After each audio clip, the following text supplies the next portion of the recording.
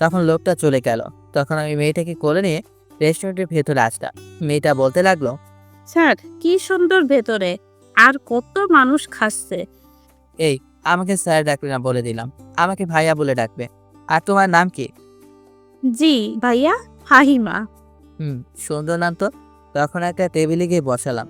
ওইটার আসলো। তারপর আমি বললাম, ফাহিমা, তুমি কি কি খাবে? ভাইয়া, এখানকার সব খাবার আমি একাই খাবো। একটু মুচকি হেসে, আচ্ছা ঠিক আছে, খাবে, সমস্যা নেই। তখন আমি 3 দিনের জন্য খাবার অর্ডার দিলাম। একটু পর খাবার চলে আসলো। আমরা 3জন বসে বসে খেতে লাগলাম। মেয়েটা কি সুন্দর করে খাচ্ছে। এভাবে খাওয়া শেষ করলাম। আর ওয়েটারকে বললাম আরেকটা খাবার পার্সেল করতে, ফাহিমার মার জন্য। তারপর খাবারের বিলটা দিলাম। তখন লিজা বলল, রাফি, চলো তো। কোথায়? দেখছো না মেয়েটার গায়ের কাপড় কেমন ছেঁড়া, চলো জামা কিনবো। তখন লিজার সাথে একটা শপিং মলে গেলাম। লিজা একটা জামা কিনলো আর সেটা আগামীকাল পরে আসতে পড়লো। তখন আমি ফাহিমাকে বললাম, আচ্ছা তোমার বাসা এখান থেকে কত দূরে? ভাইয়া, ওই সামনের বস্তিতে। একা একা যেতে পারবে? আমরা অফিসে যেতাম। ভাইয়া পারবো। আমরা কিন্তু একদিন তোমার বাসায় যাব, তোমার আম্মুকে দেখতি। জি আপা, আসেন আজকে যাই। না গো আপু, আজকে কাজ আছে, তুমি যাও।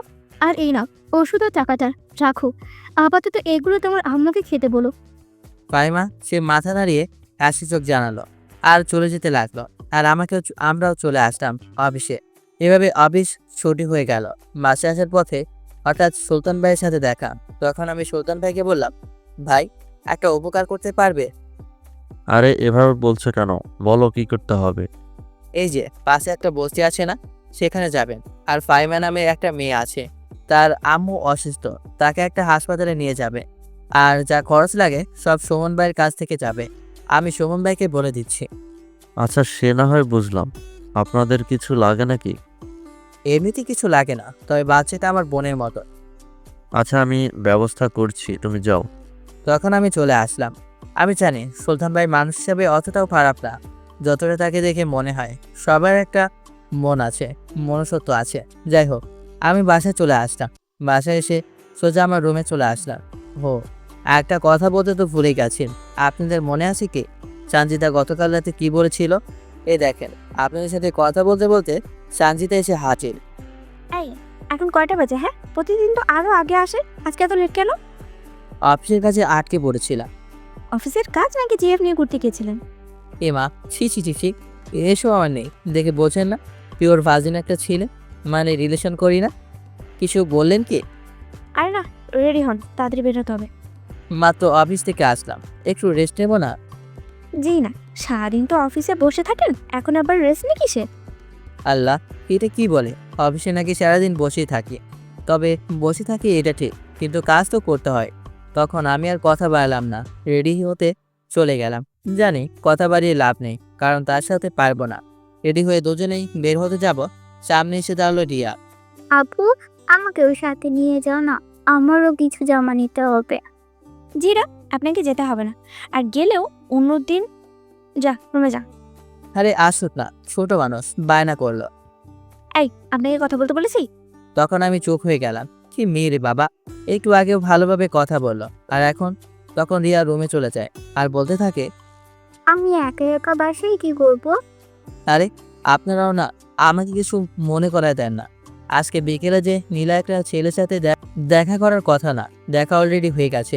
মানে নীলা বিকেলে রেডি হয়ে সে লেকের পাড়ে গেল, আর গিয়ে দেখলো ছেলেটা সেখানে দাঁড়িয়ে আছে হাতে ফুল নিয়ে। ও হ্যাঁ, নীলা কিন্তু আজকে অনেক সেজে কুজে গেছে, কারণ তার জন্য যে একজন অপেক্ষা করে আছে।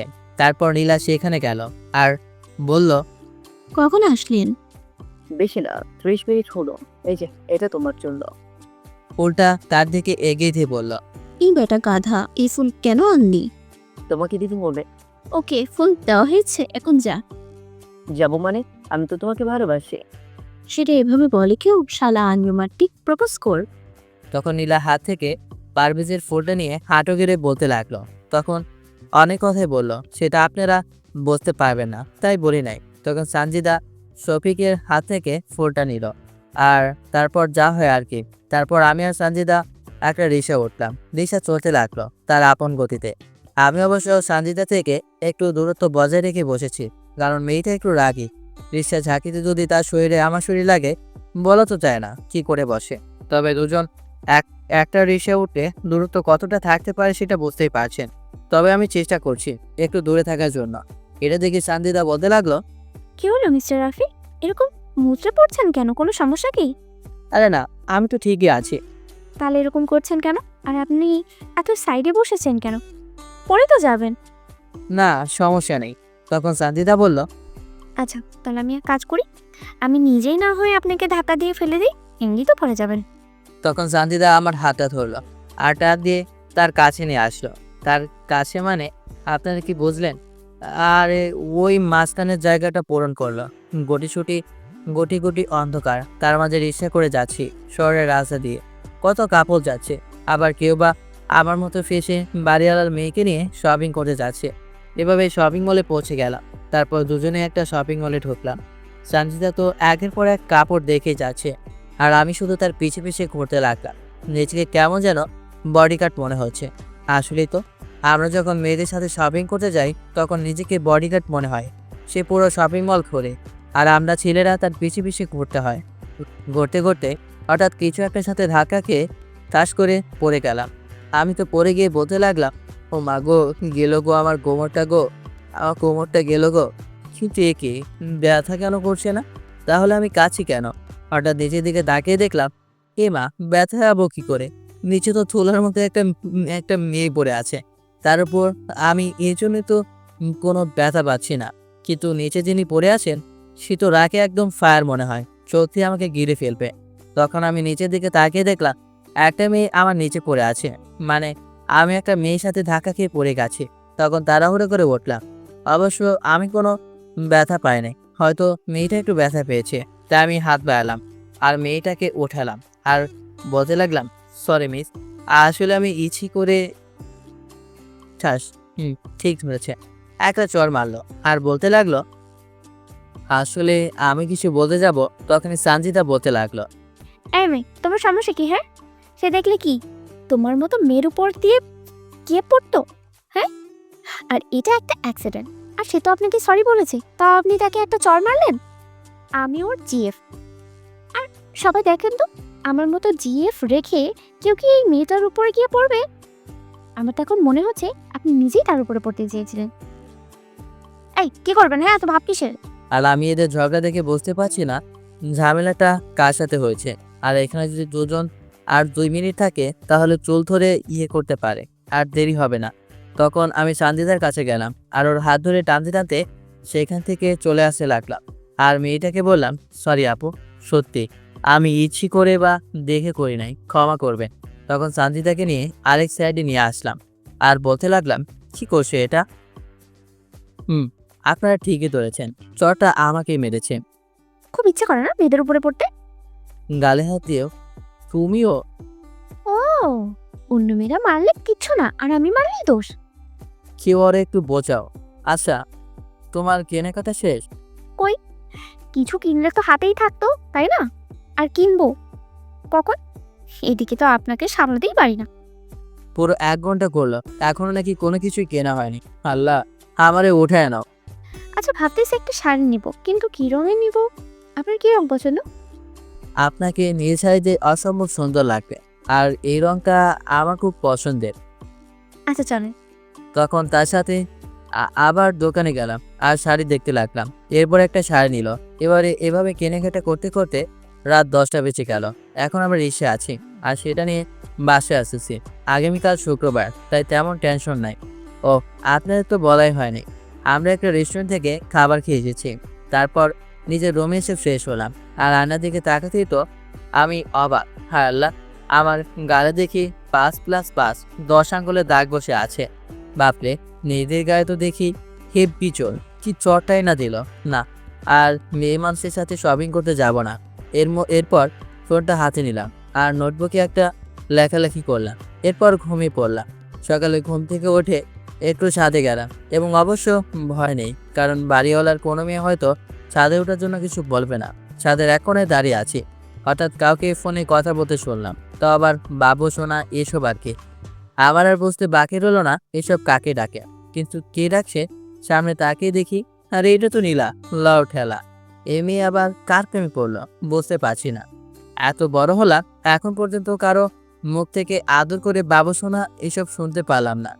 আর তারা তো পুরা স্টেজে মেরে দিল। এই জীবন দেখে কি লাভ? না, আগে তো জেনে নেই কার সাথে কথা বলছে। তখন আমি আস্তে আস্তে তার কাছে গেলাম আর একটা গলা কাছে দিলাম, পুরো আঙ্কেল যেভাবে দেয় আর কি। গলার কাছে শুনে তো নীলার হাত থেকে কোনটা পড়ে গেল। ভয়ে ভাগ্যিস কোনটার কিছু হয় নাই। তখন নীলা আমার দিকে তাকালো আর ভয়ে ভয়ে বলতে লাগলো, রাফি ভাইয়া আপনি? জি ওই ওই আর কি, একটু সাধে আসলাম। তা তোমার কি বাচ্চা আছে নাকি? কি বলেন ভাইয়া এইসব? আমার তো বিয়েই হয় নাই, তাহলে বাচ্চা আসবে কোথা থেকে? গভীর প্রশ্ন তাহলে। বাবু সোনা তামা সীসা এইসব কাকে ডাকছ? ও ভাইয়া এটা মানে মাথা চুলকাচ্ছে আর ইয়ে করছে। আরে ভয় নেই, ইয়ে না করে বলে ফেলো। ভাইয়া আমি না একটা ছেলেকে পছন্দ করি, না মানে ভালোবাসি। ইনফ্যাক্ট সেও আমাকে ভালোবাসে। লও ঠেলা, আমি সেটা এভাবে বলার কি আছে? না মানে ভয় করছিল যদি আপনি আব্বুকে বলে দেন। জি, এখন আমি সেটাই করব। এটা বলে ছাদ থেকে চলে আসতে লাগলাম। ভাইয়া প্লিজ বলবেন না, অনেক বড় সমস্যা হয়ে যাবে। রিকোয়েস্ট করে যখন বলছো তাই বলবো না, তবে আমার একটা শর্ত আছে। কি শর্ত ভাইয়া বলেন? ছেলেটাকে আমার সাথে দেখা করাতে হবে। আচ্ছা ভাইয়া করাবো, এতে কোনো সমস্যা নেই, কিন্তু আপনি কাউকে কিছু বলবেন না। আচ্ছা ঠিক আছে, বলবো না। আচ্ছা আমি চাই তুমি তোমার বাবু আমার সাথে কথা বলো। এটা বলে সেখান থেকে চলে আসলাম। এসে নাস্তা করার জন্য সবকিছু রেডি করতে লাগলাম। এর মধ্যে আরেকজন এসে হাজির। কলিং বেল দিতে লাগলো। দরজা খুলে দেখি সঞ্জিতা। আরে এত সকালে কিছু লাগবে নাকি? না তেমন কিছু না, কি করছেন সেটা দেখতে আসলাম। এই তো নাচে চুরি করছি, রুটি বানাবো আর কি। আপনি রুটি বানাতে পারেন? এত অবাক হওয়ার কি আছে, বানাতে পারি। ওকে, আমি দেখবো কিভাবে রুটি বানান আপনি, আর সেটা খেয়ে তারপরেই যাবো। আচ্ছা তখন কিচেনে গেলাম আর রুটি বানাতে রাখলাম। অবশ্য পারি না, তবুও সিঙ্গেল মানুষ রুটি হলেই হলো। একটা রুটি বানালাম, সেটা অবশ্য দেখতে খাবার হয় নাই, নাজিয়ার মানচিত্রের মতো হয়েছে। এটা দেখে তো সঞ্জিতা হাসতে হাসতে গড়াগড়ি খাচ্ছে। বুঝলাম না এখানে হাসার কি আছে? এটা রুটি মাঝখানে তো ছিঁড়ে গেছে। তাতে কি, রুটি তো নাকি। আর এটাই আমার জন্য অনেক সুন্দর হয়েছে। বুঝতে পেরেছি। এদিকে আসুন, আমি আপনাকে শিখিয়ে দিচ্ছি কিভাবে বানাতে হয়। তখন আমি একটু সাইডে গেলাম আর সে বানাতে গেল। একটা বানালো, খুব সুন্দর হয়েছে। মানে আমারটা তো নাজিয়ার মানচিত্রের মতো হয়েছিল, আর এটা ইঙ্গিত মানচিত্র হয়েছে। এটা রুটি? মানে আমিও পারি না। সেটা তোমাকে দেখলেই বোঝা যায়। সাইডে আসেন, আমি বানাচ্ছি। তখন সঞ্জিদা সাইডে আসলো আর আমি রুটি বানাতে লাগলাম। হঠাৎ সঞ্জিদা বলল, আজকে বিকেলে কি ফ্রি আছেন? কিন্তু কেন? বিকেলে এই নদীর ধারে আসবেন, একটু দরকার আছে। কি দরকার সেটাই তো জানতে চাচ্ছি। আরে মেয়ে আপনি এত বেশি কথা বলেন কেন? সেখানে গেলেই তো বুঝতে পারবেন। আচ্ছা সেটা না হয় যাব, এখন আমার রুটি খেয়ে বলো কেমন হয়েছে। তখন আমি ডাইনিং টেবিলে নিয়ে গেলাম আর খেতে বসলাম। সঞ্জিতা বলল, ভালোই হয়েছে বিকেলের কথা, যাতে মনে থাকে। এখন আমি যেতে হবে।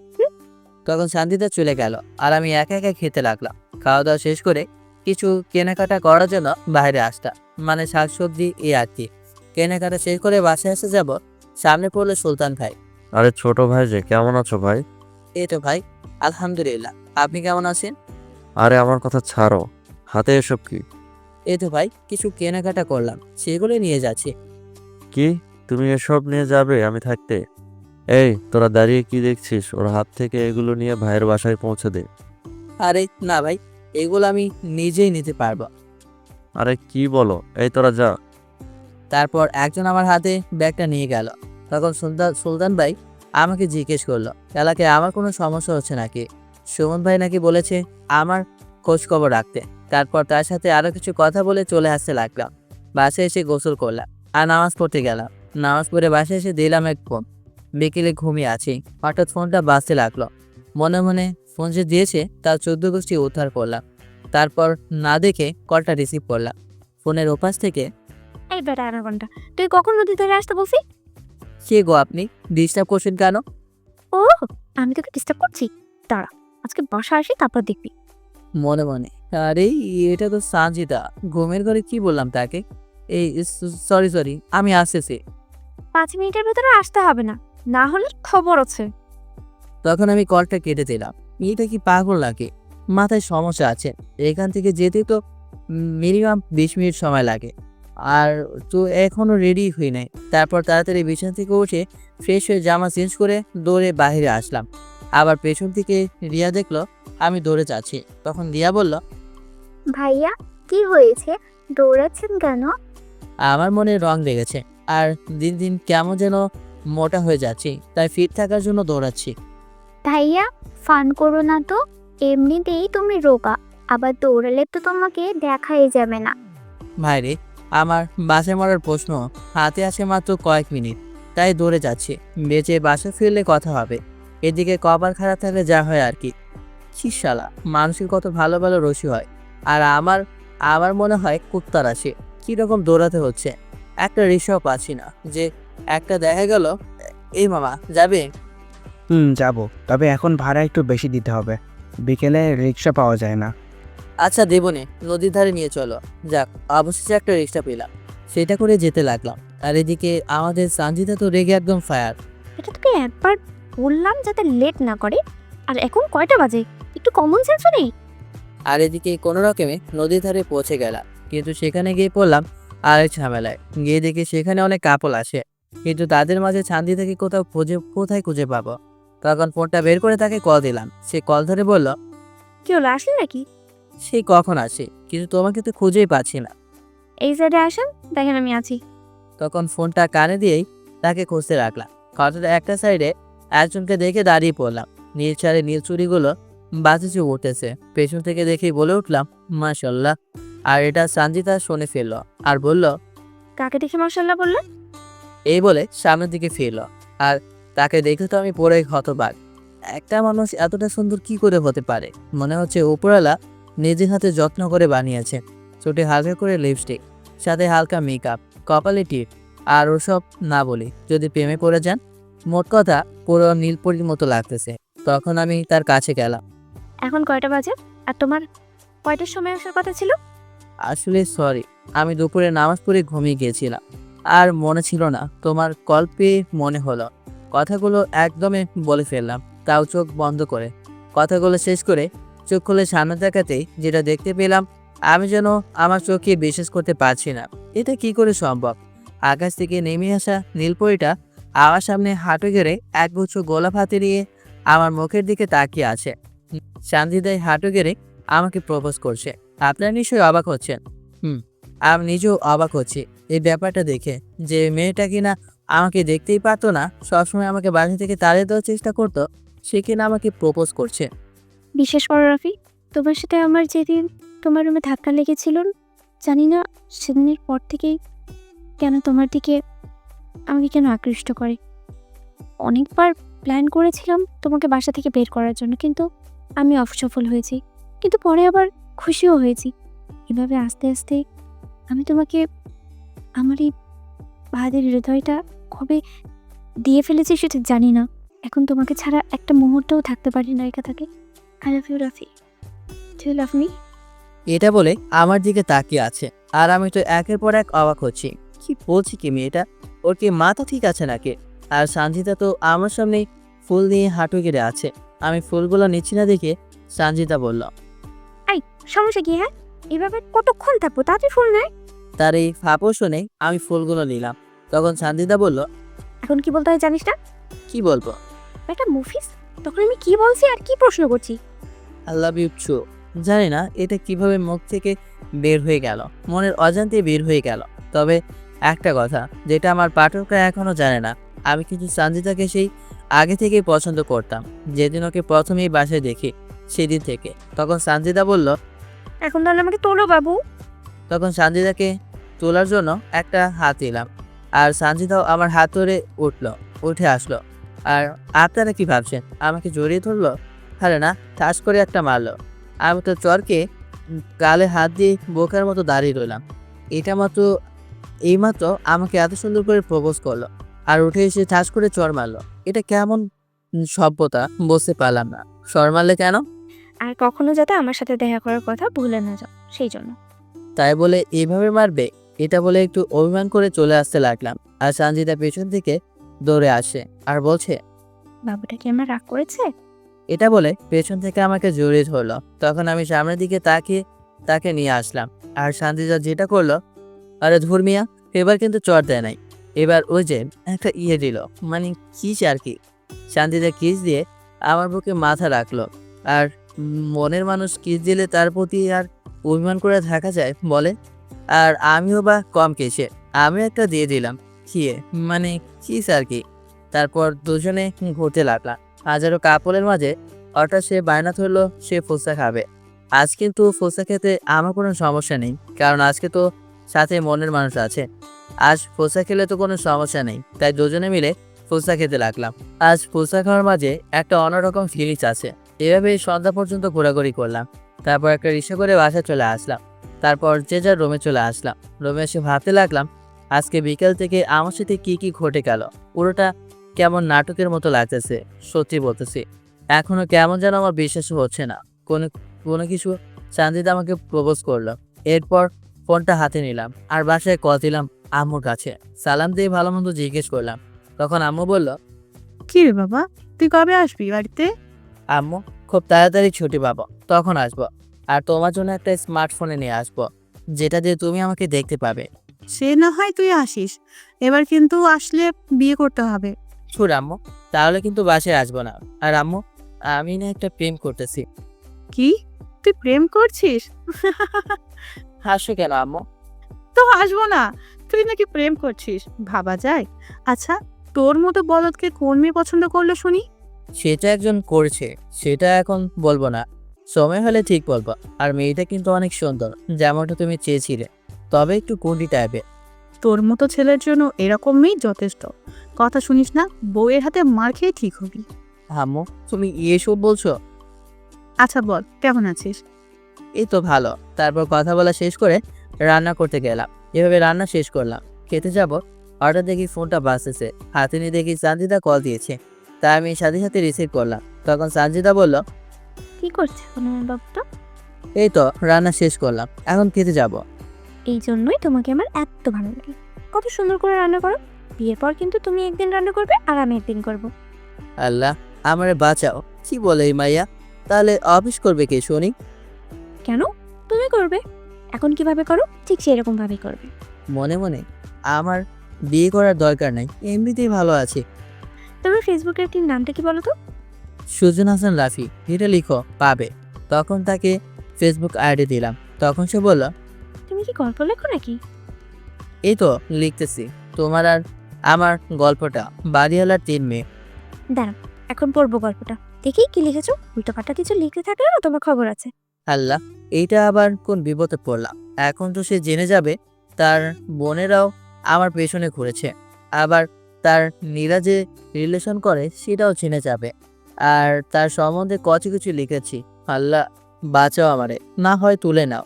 তখন সঞ্জিদা বলল, আচ্ছা তুমি ঘুমাও, কালকে তো আবার অফিসে যেতে হবে। এখন আর ফোন টিপবে না, সরাসরি ঘুম। আমিও ভদ্র ছেলের মতো শুয়ে পড়লাম আর ভাবতে লাগলাম মেয়েটা এরকম কেন, তাকে কেন আমি বুঝতে পারি না। যাই হোক, এইসব ভাবতে ভাবতে আমি ঘুমিয়ে পড়লাম। সকালে ফোনের আওয়াজে ঘুমিয়ে গেল। ফোনটা হাতে নিয়ে দেখলাম লিজা কল দিয়েছে। আমি ভাবতে লাগলাম এত সকালে হঠাৎ আমাকে কেন কল দিল, বুঝতেই পারছি না। এসব ভাবতে ভাবতে কলটা কেটে গেল। আবার কল দিল। তখন আমি আর কিছু না ভেবে কলটা রিসিভ করলাম। আরে রাফি, এখন ওঠো নাই? তোমার কল পেয়ে মাত্র উঠলাম, তা এত সকালে কল দিলে কেন? আসলে একটা কাজ করতে হবে তোমার। কি কাজ সেটা বলো। তুমি আগে অফিসে আসো, তারপর তোমাকে আমি সব বলতেছি। আচ্ছা ঠিক আছে, আমি আসছি। তখন আমি কলটা কেটে দিলাম। কি জানি লিজা আবার কি বলে। ঘুম থেকে উঠে হাতে ব্রাশ নিয়ে একটু সাথে গেলাম। গিয়ে দেখি সঞ্জিদা সাথে কারোর সাথে ফোনে হেসে হেসে কথা বলতেছে। এটা দেখে আমি কিছু না বলে তার পাশে গিয়ে দাঁড়ালাম। হঠাৎ আমাকে এখানে দেখতে পেয়ে তাড়াতাড়ি করে ফোনটা কেটে দিল আর আমাকে বলতে লাগলো, এত সকাল সকাল তুমি ছাদে, ব্যাপার কি? আমি তখন এমন একটা ভাব নিলাম যে আমি কিছুই দেখি নাই। এই তো আসলাম, কি করো? এই তো ফ্রেন্ডদের সাথে গল্প করতেছি। তা আমি কি ডিস্টার্ব করছি নাকি? আরে না, ডিস্টার্ব কেন করবে?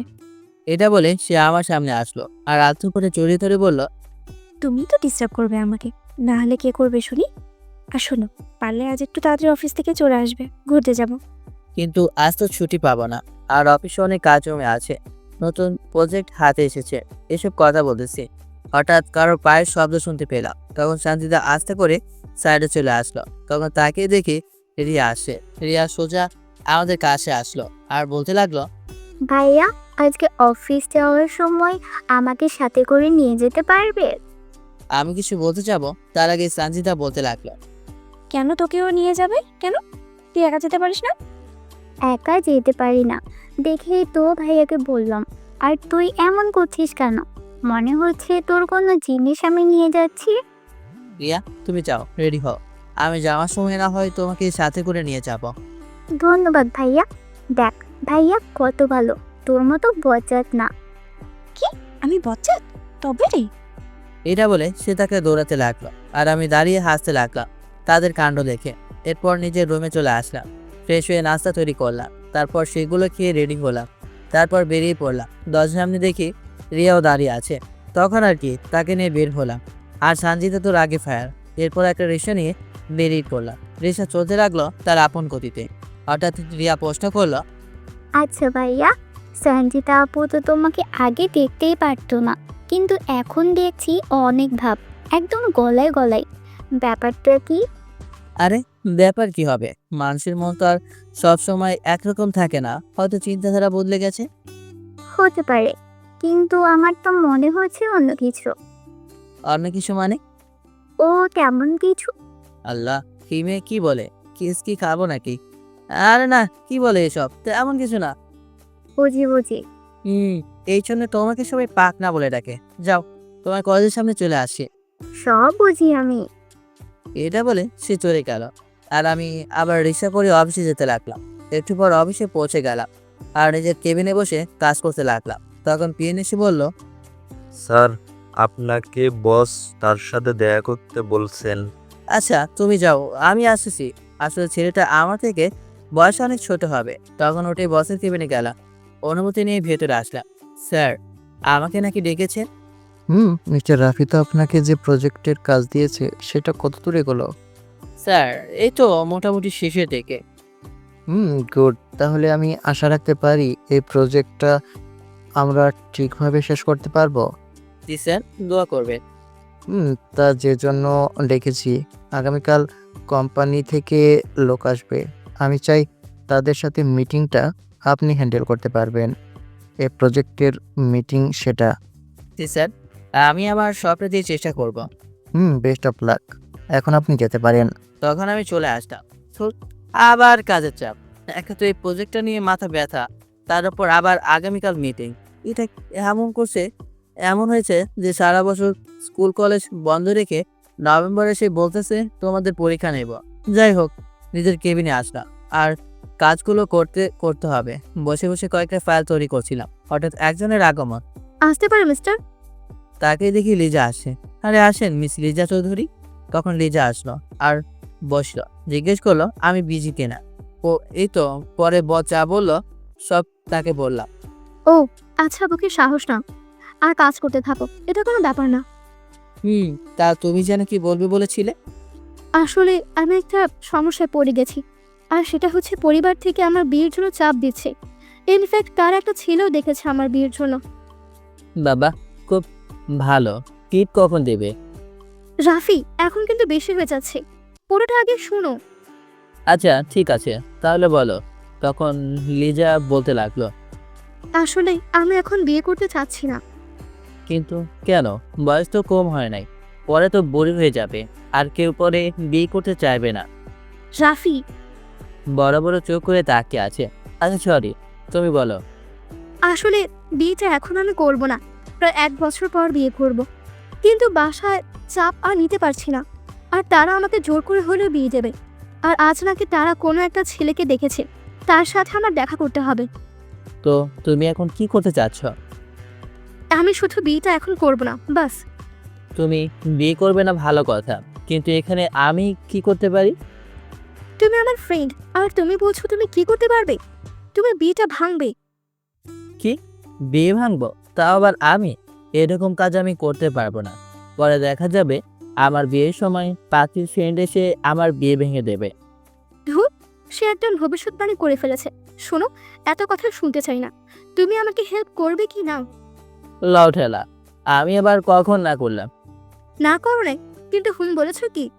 আচ্ছা, আমি রাজি। এখন কি করতে হবে সেটা বলো।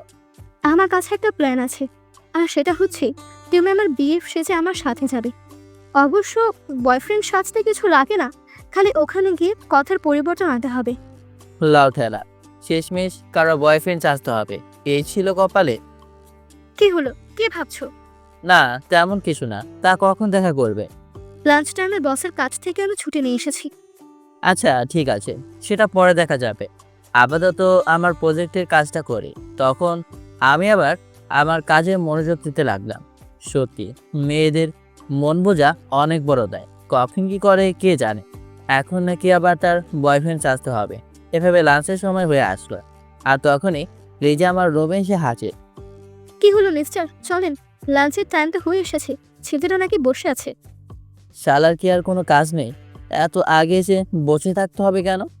এসব তোমাকে ভাবতে হবে না। তোমাকে যেটুকু করতে বলেছি সেটুকু করলেই হবে। আচ্ছা ঠিক আছে, চলো। তখন আমি আর লিজা অফিস থেকে বের হয়ে গেলাম, আর একটা রিক্সা নিয়ে সেই রেস্টুরেন্টে আসলাম যেখানে ছেলেটা বসে আছে। তখন আমি আর লিজা রেস্টুরেন্টে ঢুকলাম, আর দেখলাম ছেলেটা বসে আছে। তখন আমরা সেখানে গেলাম।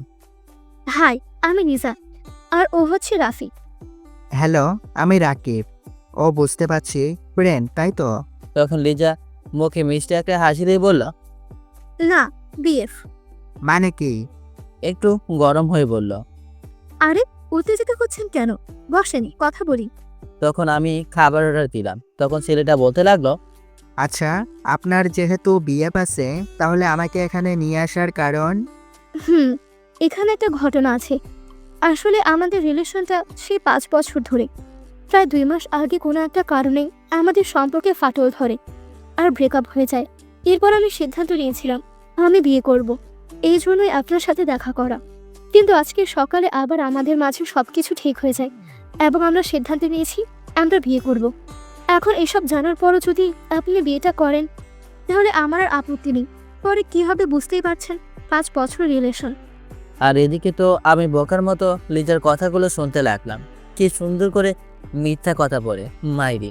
এই জন্য কিন্তু ওকে নোবেল দেওয়া যেতে পারে। বুঝতে পারছি, আসলে এরকম অবস্থায় বিয়ে করাটা আমার ঠিক হবে বলে মনে হচ্ছে না। কারণ যেহেতু আপনারা একে অপরকে ভালোবাসেন, তাও 5 বছর ধরে, সেখানে যদি আমি বিয়েটা করি তাহলে দেখা যাবে দাম্পত্য জীবনের সুখটা পাবো না। আর আপনাদের কিন্তু খুব মানিয়েছে। বোঝার জন্য ধন্যবাদ। তারপর আমরা খাবার শেষ করলাম। বিলটা অবশ্য রাকিব দিয়েছে। তারপর রাকিব চলে গেল, আর লিজা বলতে লাগলো, বাপ রে, বাঁচা গেল। এসব বাদ দাও, আগে বলো তুমি এত মিথ্যা বলা কবে থেকে শিখেছ?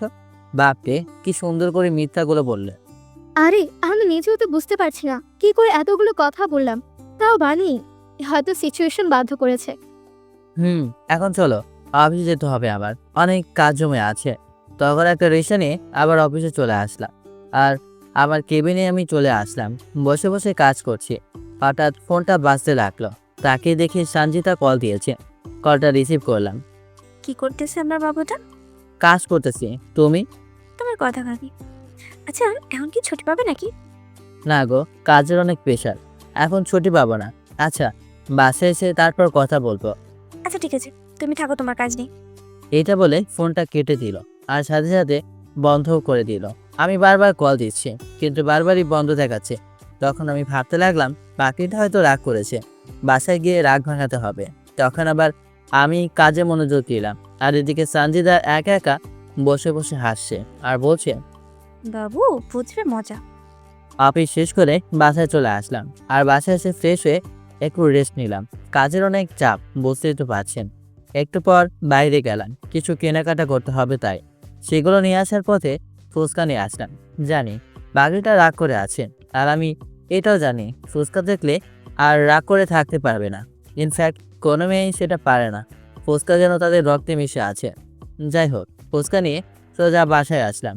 গেট দিয়ে ঢুকে যাব, সামনে বাড়িওয়ালা আঙ্কেল পড়ল। আসসালামু আলাইকুম আঙ্কেল, কেমন আছেন? ওয়ালাইকুম সালাম, আলহামদুলিল্লাহ ভালো আছি। তা তোমাকে তো কয়েকদিন ধরে দেখি না।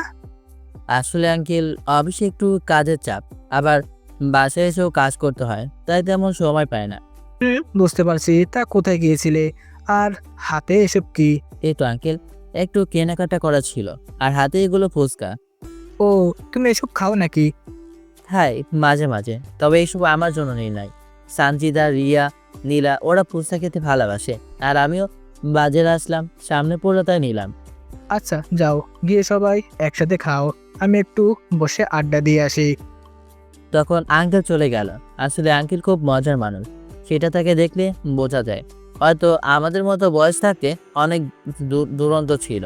যাই হোক, তখন আমি ফুচকা নিয়ে সোজা উপরে আসলাম, আর সানজিদাকে ডাক দিলাম। রিয়া এসে দরজা খুললো, আমাকে দেখে বলল, আরে ভাইয়া, আসেন, ভিতরে আসেন। না, ভেতর আসবো না। সানজিদা কোথায়? আপু তো ভিতরে বসে আছে। এটা শুনে আমি ভেতরে গেলাম, গিয়ে দেখি নীলা ফোনের ভেতরে ঢুকে যাচ্ছে, হয়তো তার বয়ফ্রেন্ডের সাথে চ্যাট করতেছে। আর আমার পাখিটা মন খারাপ করে এক কোণায় বসে আছে। তখন আমি তার কাছে গেলাম আর বললাম, আরে সানজিদা, কি করো? দেখেন না কি করি। দেখেছি তো, চুপ করে বসে আছো যে। ইচ্ছে করছে তাই বসে আছি। রিয়া, এই যে এই ফুচকাগুলো তোমাদের জন্য। কি ভাইয়া, ফুচকা আনছো? নীলা দৌড়ে চলে আসলো, কিন্তু সানজিদা একবার নড়লো না। ফুচকাতে কিন্তু খুব ঝাল দিতে বলেছি। না, এ তো কাজ হচ্ছে না, কি করি? আচ্ছা, তোমরা 3 বোন বসে খাও, আমি চলে যাচ্ছি। এটা বলে চলে আসতে লাগলাম। ভাইয়া কোথায় যাচ্ছ? তুমি খাবে না? না, ইচ্ছে করছে না, আর এসব আমি খুব একটা খাই না, তোমরা খাও। ধন্যবাদ ভাইয়া ফুচকা আনার জন্য। হয়েছে হয়েছে, সানজিদা মনে মনে। এত ধন্যবাদ দিতে আসছে, ফুচকা আনছে আমার জন্য, আর তারও ধন্যবাদ দিচ্ছি। এই, এক কাজ কর, একটা প্লেটে রাফির জন্য রেখে দে, আর সাথে আমার জন্য। কিন্তু তোমার জন্য কেন রাখবো? তুমি খাবে না? খাবো, তোকে যেটা বলেছি সেটা কর। তখন রিয়া আমার আর সানজিদার জন্য এক প্লেটে রাখলো, আর সানজিদা সেটা নিয়ে তার রুম থেকে বের হতে যাবে। নীলা জিজ্ঞেস করলো, আপু কোথায় যাচ্ছিস? রাফির কাছে ছেলেটা কষ্ট করে নিয়ে আসলো, আর তাকে রেখে খেয়ে ফেলতেছি, এটা কেমন দেখায় না? সেটা বুঝলাম, কিন্তু তোরগুলো কেন নিয়ে যাচ্ছিস? বোকার মতো কথা বলিস কেন? এখন নিয়ে গেলে ছেলে কি একা একা খাবে নাকি? এটা বলে সানজিদা সেখান থেকে চলে আসলো, আর নীলা বলতে লাগলো, কি জানি আপু আবার কি ফন্দি করতেছে। আর এদিকে আমি আমার রুমে এসে ল্যাপটপটা নিয়ে বসলাম। আগামীকাল মিটিং কিভাবে করব সেগুলো তৈরি করতে হবে, সেটা নিয়ে ভাবতে লাগলাম। হঠাৎ কলিং বেল বাজলো, তখন আমি দরজা খুললাম আর দেখলাম সানজিদা হাতে প্লেট নিয়ে হাজির। আমাকে কিছু বলতে না দিয়ে সে রুমের ভেতর চলে আসলো। আরে, কি করছো? রাতে আমার রুমে ঢুকে পড়েছো? ঢুকলাম কেন? কিছু করবে নাকি? ছি ছি ছি, এসব বলো? তাহলে ভয় পাচ্ছ কেন? এদিকে এসো। ছি ছি ছি ছি, কি বলো এসব? তখন আমি তার কাছে গেলাম, আর তখন সানজিদা বলল, এসব কেমন নিয়ে আসলে? তোমার রাগ ভাঙানোর জন্য। তা একবারও কি রাগ বাহানোর চেষ্টা করেছো? সরি, আসলে বুঝতেই তো পারছো আমি এখন অফিসিয়াল কাজে কতটা চাপে আছি। আগামীকাল একটা মিটিং, সেখানে আমাকে মিটিংটা হ্যান্ডেল করতে হবে, আর এই প্রথম কোনো একটা মিটিং হ্যান্ডেল করব। কতটা চাপ আমার উপর, তার উপর যদি অফিস থেকে ছুটি চাই, তাহলে বস আমাকে অফিসে রাখবে?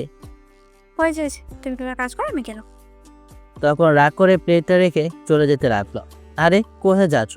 তখন তার হাত ধরে টান দিয়ে আবার আমার কাছে নিয়ে আসলাম। ছাড়ো, তোমার কাজ করো। আমার পরীটাকে আগে একটু দেখি, তারপর না হয় কাজ করব। এটা বলে তাকে টান দিয়ে সোজা আমার বুকে নিয়ে আসলাম, আর সানজিদাও চুপটি করে আমার বুকে মাথা রাখলো। তখন আমি প্লেটটা হাতে নিলাম, আর একটা ফুচকা তার মুখের সামনে ধরলাম। সানজিদা চুপ করে খেয়ে নিল, তারপর সেও আমাকে খাইয়ে দিল। তারপর সানজিদা বলল, হয়েছে, এখন ছাড়ো, আব্বু বাসায় এসে আবার আমাকে খুঁজবে। তখন আমি তাকে ছেড়ে দিলাম, আর ছেড়ে দেওয়ার সাথে সাথে একটা কি দিয়ে দৌড় দিল। এই প্রথম কোনো মেয়ে ছুটে শখ পেলাম, পুরো শরীরে হাজার ভোল্টের শখ খেলাম। আর এদিকে সানজিদা দৌড়ে তার রুমে গেল। তখন রিয়া জিজ্ঞেস করলো, কি রে আপু, ফুচকা খেয়ে আসলি নাকি খাইয়ে আসলি? মানে কি? এত কথা বলিস কেন? দূরেই করেছি, এখন তোর কোনো সমস্যা? না, আমার আবার কিসের সমস্যা? তখন তারা দুই বোন এসব নিয়ে ঝগড়া করতে থাকে, আর এদিকে আমি আমার কাজগুলো করতে লাগলাম। আর মাঝে মাঝে একটু আগের ঘটনাটা মনে পড়লে একা একা হাসে থাকে। কাজ করতে করতে ক্লান্ত হয়ে গেলাম, তখন ভাবলাম আম্মুর সাথে একটু কথা বলা যাক। যেই ভাবা সেই কাজ, আম্মুকে কল দিলাম, কিছু কথা বললাম। আগামীকাল আমার মিটিং, দোয়া করতে বললাম। তারপর কলটা কেটে দিয়ে আবার কাজে মনোযোগ দিলাম। একটু পর দেখলাম ফোনটা বাজতেছে। তাকে দেখে লিজা কল দিয়েছে। কি মিস লিজা চৌধুরী, হঠাৎ এত রাতে কল? দিলাম। আগামীকাল মিটিং, তার প্রিপারেশন কেমন সেটা জানতে আর কি। ধন্যবাদ।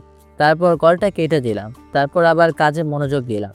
আর এদিকে সঞ্জিতা শুয়ে শুয়ে তার ফ্রেন্ডদের সাথে কথা বলতেছে। আমার সাথে পাঙ্গা নিতে আসছে, তার মানে অবস্থা করবো না যেটা সে বুঝতেই পারবে না। কাজটি কি ভালো হবে? এত কিছু আমি জানি না, তবে তাকে তো আমি শিক্ষা দেবই। জানি না, তবে আমি কিন্তু এতে নেই। তোর থাকতেও হবে না, আগামীকাল কলেজে আসবো। আমরাও আসবো। তখন তারা আরো কিছু বিষয় নিয়ে গল্প করে। আর এদিকে আমি ভাবতে লাগলাম পাখিটাকে একবার কল দিয়ে দেখি কি করে। তাই তাকে কল দিলাম, কিন্তু কল দিয়ে দেখলাম তার ফোন ওয়েটিং আছে। বুঝলাম না এত রাতে কার সাথে কথা বলছে যে ব্যস্ত দেখাচ্ছে। যাই হোক, আমার এসব নিয়ে টেনশন করে লাভ হবে না, অনেক রাত হয়েছে, এখন ঘুমানোর দরকার। তখন এসব চিন্তা মাথা থেকে জেরে ফেলে ঘুমিয়ে পড়লাম। সকালে ঘুম থেকে উঠে ফ্রেশ হয়ে নাস্তা তৈরি করলাম। এর ভিতরে সঞ্জিতা কয়েকবার কল দিয়েছে, কিন্তু আমি রিসিভ করি নাই, কারণ আজ তাড়াতাড়ি অফিসে যেতে হবে। আর ওর সাথে কথা বলে হয়তো আরও লেট হয়ে যাবে। তখন উগান্ডার ম্যাপের মতো কয়েকটা রুটি তৈরি করলাম, তারপর সেগুলোকে বের হয়ে পড়লাম। কিন্তু সঞ্জিতাদের রুমের সামনে দিয়ে যাওয়ার সময় সঞ্জিতা ডাক দিল, আর আমিও দাঁড়িয়ে পড়লাম। তখন সঞ্জিতা বলল, সমস্যা কি তোমার? কয়টা কল দিয়েছি? আরে আমার আবার কী কী সমস্যা হবে? আসলে নাস্তা তৈরি করছিলাম তো, তাই হয়তো শুনতে পাইনি, সরি। মিথ্যা বলা অনেক সময় বাঁচার জন্য মিথ্যা বলতে হয়। আচ্ছা যাই হোক, পরে কথা বলবো, আমি এখন যাই, আমার লেট হয়ে যাচ্ছে। তারপর তাকে আর কিছু বলতে না দিয়ে আমি চলে আসলাম। জানি হয়তো এখন রাগ করেছে, আর আমি এটাও জানি পাগড়িটা আমার উপর বেশি সময় রাগ করে থাকতে পারবে না। তারপর একটা রিক্সা করে অফিস চলে আসলাম। সোজা বসের কেবিনে গেলাম। বস আমাকে সব কিছু বুঝিয়ে দিল। একটু পর ক্লায়েন্ট আসলো আর মিটিং শুরু করলাম। এক সময় মিটিং শেষ হলো এবং সেটা ভালোই। আর এদিকে আজকে সঞ্জিতা কলেজে আসলো আর তার বন্ধুদের সাথে আড্ডা দিতে রাখলো। হঠাৎ তার এক বান্ধবী বলল, কিরে দুলাভাই কেমন আছে? দুলাভাই মানে কি তোদের দুলাভাই? এখন এমন অভিনয় করছে যেন কিছুই জানে না। তুই তোদের বাসার ভাড়াটিয়ার সাথে রিলেশন করিস না? রিলেশন? আচ্ছা এক কাজ কর, ওই ছেলেটা মনে হয় নতুন, ডাকতে দেখি। তারপর তারা একটা ছেলেকে র্যাগিং করতে থাকে। আর এদিকে আমার মিটিং শেষ হওয়ার পর আমি আমার কেবিনে বসে রইলাম। একটু পর লিজা আসলো আর বলল, আরে মিস্টার রাফি, মিটিং কেমন হলো আপনার? আলহামদুলিল্লাহ ভালোই হয়েছে, আর ডিলটাও আমরা পেয়েছি। তাহলে তো আমাকে একটা ট্রিট দিতে হবে। দেব, আগে আমাকে ভাবতে দাও। তখন পিয়ন এসে বলল বস নাকি আমাকে ডেকেছে। তখন আমি বসের কেবিনে গেলাম। আসতে পারি বস? আসুন। আর আপনার উপস্থাপনা কিন্তু ভালো, যার জন্য আমরা এই বড় ডিলটা পেয়েছি। আর এতে আমাদের কোম্পানির অনেক লাভবান হবে। ধন্যবাদ আপনাকে। স্যার, এটা আমার দায়িত্ব, আর আমার দায়িত্ব আমি সঠিকভাবে পালন করার চেষ্টা করব। আর আপনাকে খুব ক্লান্ত লাগছে, আপনি বাসায় চলে যান, গিয়ে রেস্ট নেন। ধন্যবাদ স্যার। তারপর আমি চলে আসলাম বসের কেবিন থেকে। সত্যি আজকে খুব ক্লান্ত লাগতেছে, কারণ গতকাল অনেক রাত জেগে কাজ করেছি। তারপর আমি অফিস থেকে বের হয়ে গেলাম আর একটা রিক্সা নিয়ে বাসার পথে রওনা দিলাম। মাঝরাতে এসে পড়লাম ঝামেলায়। রিক্সার চাকা পাঞ্চার হয়ে গেছে। আর হয়েছে তো হয়েছে, এইরকম জায়গায় হয়েছে যেখানে আপাতত কোনো রিক্সায় নেই।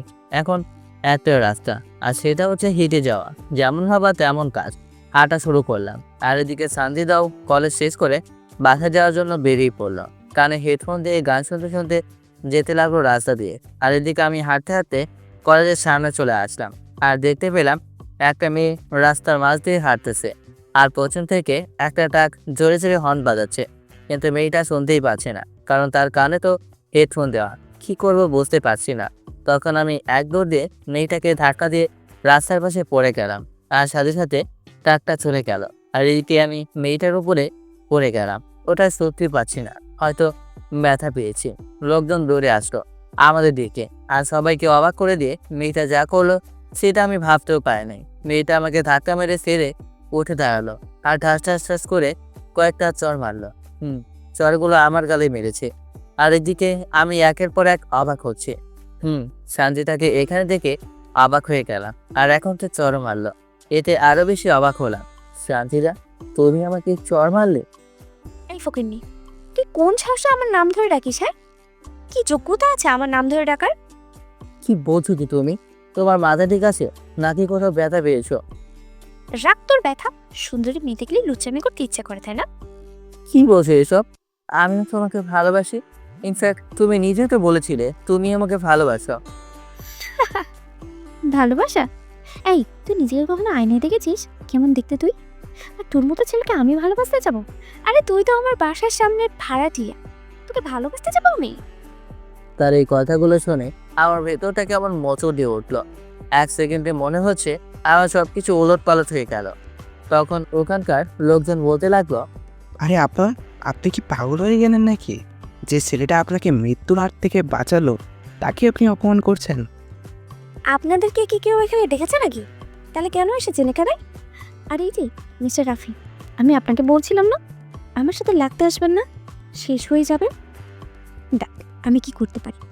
আর শোন, তোর এই মুখটা যাতে আমি আর কখনো না দেখতে চাই না। তোর মতো বেহায়ার মুখ, যাকে কিনা দিনে 1000 বার বাসা থেকে চলে যেতে বলেছি কিন্তু সে চায়নি। শুধু একদিন আব্বুর জন্য থাকতে পেরেছিস। আমি চাই না তুই আর আমার বাসায় থাক, আর কখনো আমাকে ভালোবাসার কথা বলতে আসবি না। এটা বলে সঞ্জিতা চলে যেতে লাগলো, আর আমার পুরো পৃথিবীটা ঘুরতে লাগলো। কি বলে গেল সঞ্জিতা? আমাকে নাকি ভালোবাসে নাই। তাহলে এতদিন কি ছিল? সবটা কি শুধু অভিনয় ছিল, নাকি প্রতিশোধ নেওয়ার জন্য এরকম করেছে? আমার আর এই মুখটা নাকি সে আর দেখতে চায় না। দেখাবো না আমার এই মুখ। আর সঞ্জিতাকে কিন্তু এখনো আমার সবকিছু কেমন যেন স্বপ্ন স্বপ্ন মনে হচ্ছে এগুলো আমি স্বপ্ন দেখতেছি, কিন্তু না, এসব আমার বাস্তব জীবনে ঘটে গেছে 2 মিনিট আগে। দাঁড়িয়ে দাঁড়িয়ে নীরবে চোখের পানি ফেলতেছি। হঠাৎ কয়েকজন এসে বলল, আরে ভাই, আপনি দাঁড়িয়ে আছেন কেন? আপনার হাত দিয়ে তো রক্ত চড়ছে। তখন আমি হাতের দিকে তাকিয়ে দেখলাম সত্যি অনেক জায়গা ছিলে গেছে আর অনেক রক্তও ঝরতেছে। কিন্তু কি হবে, এর থেকে বেশি কষ্ট তো আমার মনের ভেতরে এখন। ভাই, বড়লোকের মেয়েগুলো এরকমই হয়। আপনি চলেন, আপনাকে ডাক্তারের কাছে নিয়ে যায়। ভাই, ও ভুল কিছু করে নাই, সব দোষ আমার। এত বলার পরও তাদের বাসায় রয়ে গেলাম। নিজের পরিবারের মতো ভেবেছিলাম তাদের, কিন্তু আমাকে নিয়ে যে তাদের এত অভিযোগ আমার জানা ছিল না। তখন লোকজন আমাকে একটা হাসপাতালে নিয়ে যায়। ডাক্তার ড্রেসিং করে ওষুধ লিখে দিল আর ব্যান্ডেজ করে দিল। তারপর আমি সেখান থেকে চলে আসলাম। বুঝতে পারছি না কি করব, কিন্তু আমি এতটুকু জানি আমি আর সঞ্জিতার সামনে যাব না। তখন আমি লেজাকে কল দিলাম আর বললাম আমি কিছুদিনের জন্য বাসায় যাব, আমার ডিলটা যাতে সে করে নেয়। তখন আমি বসকে কল দিয়ে সব বললাম যে আমি অ্যাক্সিডেন্ট করেছি, কিছুদিন অফিসে আসবো না। তখন আমি আম্মুকে কল দিলাম, ভালো মন্দ জিজ্ঞেস করে বললাম, আম্মু আজ রাতে আমি বাসার উদ্দেশ্যে রওনা দিব কিছুদিন থেকে, তারপর আবার চলে আসবো। আপনারা হয়তো ভাবছেন আমি সঞ্জিতার সামনে যেতে চাই না, ঠিক আছে, কিন্তু ঢাকা শহর ছেড়ে কেন যাচ্ছি? আসলে অনেক ভালোবেসেছিলাম মেয়েটাকে। হয়তো এখানে থাকলে মেয়েটাকে ভুলতে পারবো না। আবার অনেক দিন হয়ে গেল বাসায়ও যায় না। এদিকে অ্যাক্সিডেন্ট, বুঝতেই তো পারছেন, অফিসে যেতেও পারবো না। তাই এই সময়টুকু বাসার পরিবারের সাথে কাটিয়ে আসি, হয়তো মনটাও ভালো হয়ে যাবে। কিন্তু আমি এইটুকু এখনো মেনে নিতে পারছি না যে সঞ্জিতা আমার সাথে এরকম করেছে। যাই হোক, এখন আঙ্কেলের সাথে দেখা করতে হবে। তখন আমি আবার বাসায় যাওয়ার পথে রওনা দিলাম, আর মনে মনে দোয়া করতে লাগলাম সঞ্জিতা নামক মেয়েটা আমার সামনে যেন আমাকে আর না পড়তে হয়। আর এদিকে সঞ্জিতা বাসায় যাচ্ছে, সাথে তার ফ্রেন্ডের একজন বলল, সঞ্জিতা, কাজটা কিন্তু তুই ঠিক করলি না, এভাবে অপমান না করলেও পারতি। তুই আমাকে জ্ঞান দিতে এসেছিস? যেটা করেছি খুব ভালো করেছি। আর এদিকে আমি বাসায় পৌঁছে গেলাম, গিয়ে সোজা আমার রুমে আসলাম, তারপর চেঞ্জ করলাম আর আঙ্কেলকে কল দিলাম আর বললাম তার সাথে একটু দেখা করতে চাই। তখন তিনি বললেন, ওকে, আসো, আমি পাশের চায়ের দোকানে বসে আছি। তখন আমি তার কাছে গেলাম আর আঙ্কেল আমাকে দেখে বলল, আরে বাবা, তোমার এই অবস্থা কি করে হয়েছে? আসলে আঙ্কেল রিক্সা দিয়ে আসার পথে রিক্সা থেকে পড়ে গিয়েছিলাম আর একটু ব্যথা পেয়েছি। সাবধানে চলাচল করবে না। তা ওষুধ নিয়েছো? জি আঙ্কেল। আঙ্কেল যে কথাটা বলতে এসেছি, আসলে আমি কিছুদিনের জন্য গ্রামে চলে যাব, তাই আমি চাচ্ছি বাসাটা ছেড়ে দিতে। আবার যখন শহরে আসবো তখন অফিসের কাছে একটা বাসা নিয়ে নেব। হঠাৎ বাসা ছেড়ে দিবে? আসলে আঙ্কেল বুঝতেই তো পারছেন, অফিস থেকে ছুটি পায় না, আর হঠাৎ অ্যাক্সিডেন্ট, এখন তো অফিসে যেতে পারবো না। তাই ভাবলাম এই সময়টুকু না হয় পরিবারের সাথে কাটিয়ে আসি। ও আচ্ছা, সমস্যা নেই আঙ্কেল, এই মাসের সম্পূর্ণ ভাড়া আমি দিয়ে দিব। এই নিন টাকা, আমি আজকে রাতেই না হয় সকালে রওনা দিব। আচ্ছা ঠিক আছে। আর শোনো, ঢাকায় আসলে আমাকে জানিও কেমন? তারপর আমি আমার রুমে চলে আসলাম আর ভাবতে লাগলাম রাতে বের হওয়াটা কি ঠিক হবে। না থাক, আজ রাতটা এখানে থাকি, সকাল হলে না হয় বের হব। যেই ভাবা সেই কাজ। রাতে ওষুধ খেয়ে শুয়ে পড়লাম। ইস, কেমন যেন ব্যথা করছে, ঠিকমতো শুতেও পারছি না। আর এদিকে সঞ্জিতা, নীলা তার 3 বোন বসে আছে বলতে নীলা তার বয়ফ্রেন্ডের সাথে আড্ডা দিচ্ছে আর সঞ্জিতা তার ফ্রেন্ডের সাথে। তখন আঙ্কেল আসলো আর বলল, কি রে, তোরা কি করছিস? এই তো বসে আছি। তোরা কিছু শুনেছিস? এটা বলা মাত্র সঞ্জিতা একটু ভয় পেয়ে গেল। আপু কিসের কথা বলে? কি আব্বু, তেমন কিছু তো শুনি নাই। রাফি আছে না, সে আজকে অফিস থেকে আসার পথে রিক্সা থেকে পড়ে ব্যথা পেয়েছে। আবার হঠাৎ করে বলতেছে বাসাটা নাকি ছেড়ে দিবে। ও, বাঁচা গেল। আমি তো ভেবেছিলাম হয়তো আমার কথা বলবে, আমার জন্য তার এমন হয়েছে। কি, রাফি ভাইয়া অ্যাক্সিডেন্ট করেছে? আর বাসাটা ছাড়বি কেন? আচ্ছা, আমি গিয়ে দেখে আসি কি অবস্থা এখন। আরে এখন যাস না, হয়তো ঘুমিয়ে আছে, সকালে যাস। এখন তোরা ঘুমিয়ে পড়। দরদ একেবারে উচ্চে পড়তেছে। তারপর আঙ্কেল চলে গেল আর নীলা বলতে লাগলো, হঠাৎ রাফি ভাইয়া বাসা ছেড়ে দিতে চাচ্ছে কেন? কি রে আপু, তোর সাথে না ভাইয়ার ভালো একটা সম্পর্ক ছিল, কোথায়? তুই তো কিছু বললি না। সম্পর্ক? আরে ও তো আমাদের বাসায় ভাড়াটি, ওর সাথে আর কিসের সম্পর্ক হতে পারে? বেশি হলে ভাড়াটি আর বাড়িওয়ালা, এই সম্পর্কটাই হবে। আপু, তুই কখনো শুধরাবি না। আর এদিকে আমি শুয়ে আছি। একদিকে যেমন শরীর ব্যথা করছে, অন্যদিকে ভেতরটা কষ্টে পড়ে যাচ্ছে। কি দোষ করেছিলাম আমি? শুধু কি এই বাসের ভাড়াটি হিসেবে থাকতাম তাই? আমি তো বলি নাই আমাকে ভালোবাসতে, তাহলে কেন এই মায়ের বাঁধনে আজকে এইভাবে দূরে ঠেলে দিল? জানি না আর কখনো দেখা হবে কিনা, তবে আমি কিন্তু সবসময় চাইবো যাতে যে সবসময় ভালো থাকে। এই সুজন হাসান রাফি কখনো কারোর জন্য খারাপ দোয়া করে না। এসব ভাবতে ভাবতে ঘুমিয়ে পড়লাম। সকালে ঘুম থেকে উঠে বললাম, সকাল সকাল রাতে সব কিছু রেডি করে রেখেছি। সকালে ব্রাশ করে কিছু না খেয়ে বেরিয়ে পড়লাম আর দোয়া করতে লাগলাম যাতে আমার সামনে সঞ্জিতা নামক বেমান মেয়েটা না পড়ে। সঞ্জিতাদের রুমের সামনে দিয়ে যেতে লাগলাম। ভেতর থেকে তার কথা শোনা যাচ্ছে। একটু দাঁড়িয়ে তার বলা কথাগুলো শুনতে লাগলাম। হয়তো আর শোনা হবে না তার এই কথা বলাগুলো। তারপর আর দাঁড়িয়ে না থেকে চলে আসতে লাগলাম। হয়তো সামনে পড়লে আবার অপমান করবে, তার চেয়ে ভালো চলে যান, আর আসবো না তোমার সামনে। তারপর একটা রিক্সা করে বাস স্ট্যান্ডে যেতে লাগলাম। সামনে হঠাৎ সুলতান ভাই। আসসালামু আলাইকুম রাফি ভাইয়া, কেমন আছো? ওয়ালাইকুম আসসালাম ভাইয়া, ভালো আছি। আপনার কি অবস্থা? ভালো। তা কোথাও যাচ্ছেন নাকি? একটু গ্রামে যাব, এলাকার খবর রাখবেন ভালো করে। সেটা আর বলতে ভাইয়া, আর সঞ্জিতা ভাবির তো এক্সট্রা কেয়ার, ওইটা আমার পক্ষ থেকে।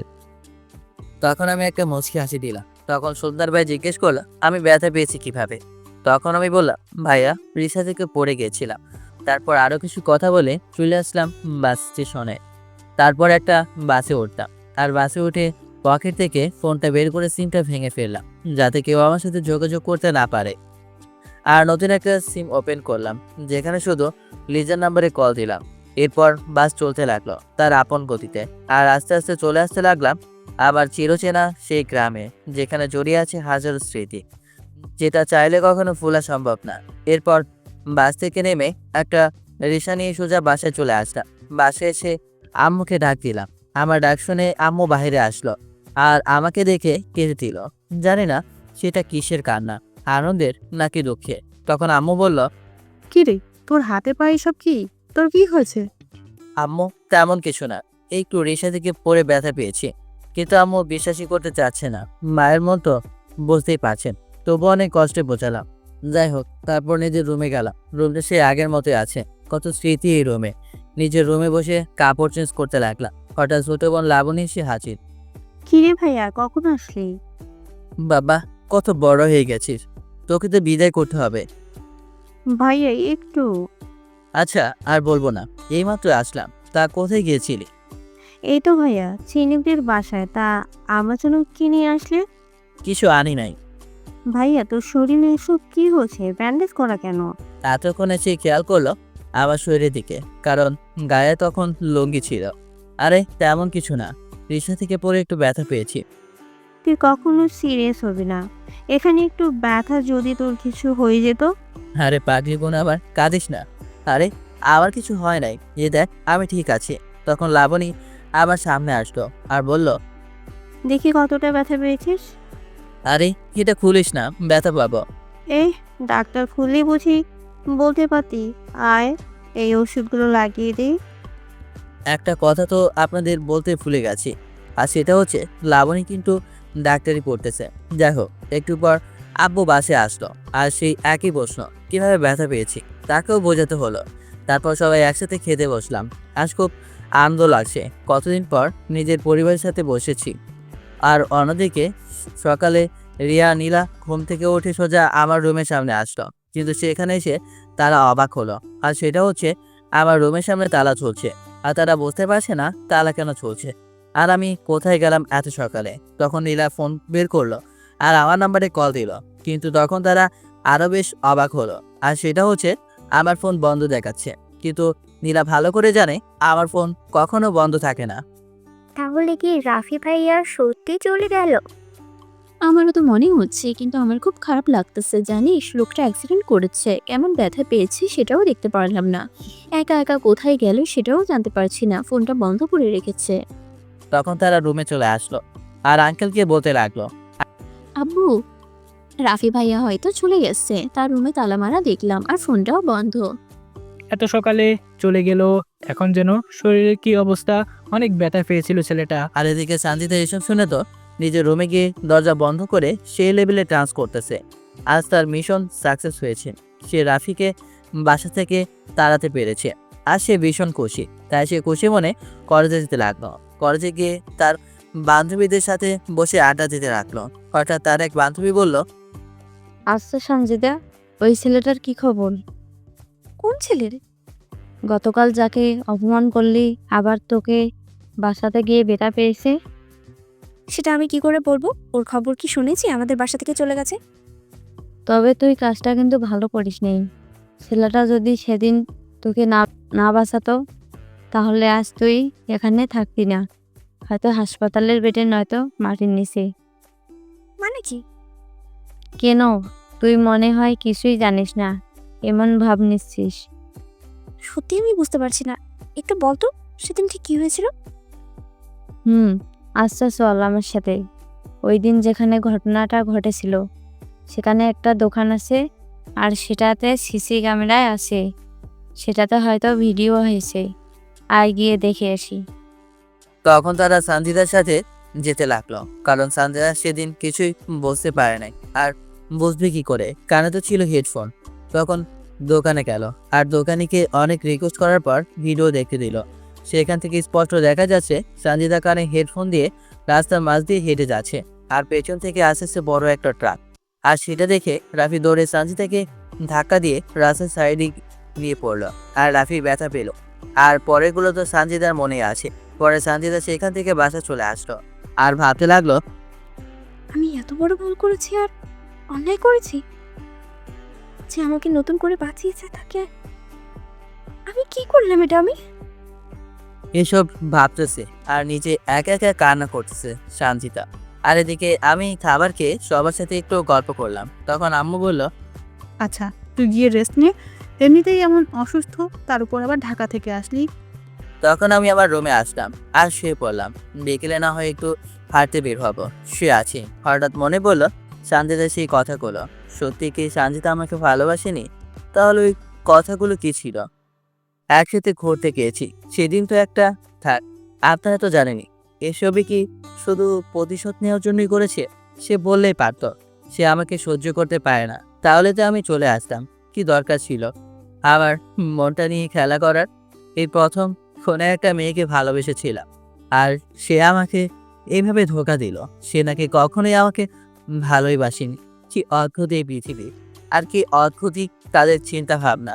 আজকাল প্রতিশোধ নেওয়ার জন্য মানুষের মন নিয়েও খেলা করে। আর আমিও বা কেন বুঝতে পারি নাই শান্তিদের এই প্রেম খেলা। কেন এত স্বপ্ন দেখতে গেলাম এই মেয়েটাকে নিয়ে, যে কিনা স্বপ্ন দেখতো কিভাবে আমাকে অপমান করবে, কিভাবে আমাকে ছোট করবে। নাকি আজকালের ভালোবাসাটাই এরকম? আজ এই চোখের পানিটাও কেমন যেন স্বার্থপর, নিজের চোখের জন্য না কেঁদে অন্যের জন্য কাঁদে। এসব ভাবতে ভাবতে আমার চোখ দিয়ে কয়েক ফোঁটা জল গড়িয়ে পড়লো। আসলে আমিও না খুব বোকা, বাড়িওয়ালার মেয়ের সাথে গিয়ে প্রেম করতে গেলাম। আরে তোর বোঝা উচিত ছিল তুই রাস্তার ছেলে, তোকে রাস্তায় মানায়, কোনো মেয়ের সাথে না। এসব ভাবতে ভাবতে ঘুমিয়ে পড়লাম, শরীর ক্লান্ত তাই। আর অন্যদিকে সঞ্জিতা রুমে এসে কান্না করতে থাকে। কি করলো সে? সে এমনটা করতে পারলো যে তাকে বাঁচিয়েছে তাকে সে এক প্রকার মেরে ফেললো। জানি না রাফি কেমন আছে আর কেমন ব্যথা পেয়েছে। সেদিন তো রাগে আর জিদের কারণে এসব করলাম, আজকে আরও তো কষ্ট হচ্ছে। মনে হচ্ছে রাফির গায়ে যতটা আঘাত লেগেছে তার থেকে বেশি আঘাত করে আমার গায়ে লেগেছে। সঞ্জিতা এক প্রকার কান্না করে দেয়। তখন সে ফোন বের করে আর আমার নাম্বারে কল দিতে থাকে। কিন্তু কি হবে, আমার সিমটা তো বন্ধ। সঞ্জিতা বারবার আমার ফোন বন্ধ পেয়ে কান্না করে বলতে থাকে, প্লিজ ওটা ওপেন করো প্লিজ। কিন্তু লাভ হবে না, কারণ আমি তো সিমটা ভেঙে ফেলেছি। এরপর সঞ্জিতা কান্না করতে থাকে। আর এদিকে আমি ঘুম থেকে উঠে বিকেলে একটু হাঁটতে বের হলাম। শুনেছি মন খারাপ থাকলে নাকি বিকেলের হাওয়াতে মনটা ভালো হয়ে যায়। ফোনটা বের করে রনিকে কল দিলাম। কিরে সারা, আমাদেরকে তো ভুলেই গেলি। বাড়িতে আসিস না, গ্রামটাকে কি ভুলে গেলি? শালা, আমি তো গ্রামে আছি। কি কখন আসলি আর এখন কোথায় আছিস? এই তো বট গাছের নিচে দাঁড়িয়ে আছি। ওখানেই দাঁড়া, আমি আসতেছি। তারপর রনি ফোনটা কেটে দিল। অনেকদিন পর এই গাছের নিচে আসলাম। কত স্মৃতি আছে এই গাছের সাথে। ছোট সময় কত মজা করতাম আমরা, আর এখন সেই আনন্দটা আর নেই। সময়ের ব্যবধানে কত কিছু বদলে গেল। এখন সবাই তাদের ভবিষ্যৎ নিয়ে চিন্তায় কষ্ট। বন্ধুদের সাথে সময় দেওয়ার মতো টাইমটুকু হয় না। কত সুন্দর এবং আমার প্রিয় একটা জায়গা। আর যদি এখানে আমার সাথে সঞ্জিতা থাকতো তাহলে কত ভালোই না লাগতো। কিন্তু সেটা তো সম্ভব না, কারণ সঞ্জিতা তো আমার মুখটাই দেখতে পারে না। এতটা ঘৃণা করে সে আমাকে। এইসব ভাবছি, হঠাৎ পেছন থেকে একটা চট দিয়ে বলে উঠলো, কি রে কেমন আছিস? তাকেই দেখি সজল রনি জাহিদ এসেছে। এই তো আলহামদুলিল্লাহ, তোরা সবাই কেমন আছিস? কিরে, তোর এসব কি হয়েছে হাতে? পায়ে ব্যান্ডেজ কেন? আরে ওইটা কিছু না, রিক্সা থেকে পড়ে গিয়ে ব্যথা পেয়েছি। ছাড় তো সব, বল কেমন আছিস? আমরা আর ভালো। তারপর আমরা গল্প করতে লাগলাম। হঠাৎ সজল জিজ্ঞেস করলো, কি রে, বিয়ে করবি না? এই বিয়ের কথা শুনে আমার মনটা আবার খারাপ হয়ে গেল। কত স্বপ্ন ছিল সঞ্জিতাকে নিয়ে, তাকে বিয়ে করব। ছোট ছোট কিছু স্বপ্ন ছিল, হয়তো সেই স্বপ্নগুলো নিজের ভিতরে চাপা দিয়ে রাখতে হবে। হয়তো কখনো প্রকাশ হবে না আমার স্বপ্নগুলো। শালা, তোর বিয়ের খবর নাই, আবার আমারটা নিয়ে ভাবে। আসলে দোস্ত, ছোট্ট একটা চাকরি করি, এটা দিয়ে সংসারটাই চলে কোনো রকম। আবার বিয়ে করলে বুঝতে পারছিস, আমার লিভারের সমস্যা। ওনার মাসে 4-5 হাজার টাকা লাগে। এখন বল আমি কি করতে পারি? আচ্ছা, আমি আবার ঢাকা গেলে তোর জন্য একটা জবের ব্যবস্থা করব। আশা করি পরে আর এত সমস্যা হবে না। তারপরে বিয়েটা করে নিস। তারপর তাদের সাথে আড্ডা দিয়ে সন্ধ্যায় বাসায় ফিরতে লাগলাম। তাদের সাথে থাকার সময় এক মিনিটের জন্য সঞ্জিতের কথা মনে পড়েনি, কিন্তু এখন খুব মিস করতেছি মেয়েটাকে। কারণ আমি তো সত্যি ভালোবেসেছিলাম তাকে। হয়তো সে আমার ইমোশন নিয়ে মজা করেছে, খেলা করেছে আমার ভালোবাসাকে নিয়ে। তারপর বাসায় এসে ফ্রেশ হয়ে পরিবারের সবার সাথে বসে আড্ডা দিতে লাগলাম। আড্ডার মাঝে হঠাৎ আম্মু বলল, বাবা, এবার তো বিয়েটা করে ফেল। আম্মু এত বিয়ে কেন করো? ওকে, আর করব না। আমি মারা গেলে পরে বিয়ে করিস। আর আমাদের বয়স হয়েছে, আমাদের কি ইচ্ছে করে না নাতি নিয়ে সময়টা কাটাতে? হয়েছে, এত কথা বলতে হবে না। আমি একটু সুস্থ হই তারপর। কি, তুই বিয়ে করবি? আচ্ছা, আমরা তাহলে মেয়ে দেখি। ও, তোর না একটা মেয়ের সাথে রিলেশন আছে, ওই বাড়িওয়ালার মেয়ের সাথে। ওর বাবার সাথে গিয়ে আমরা কথা বলবো?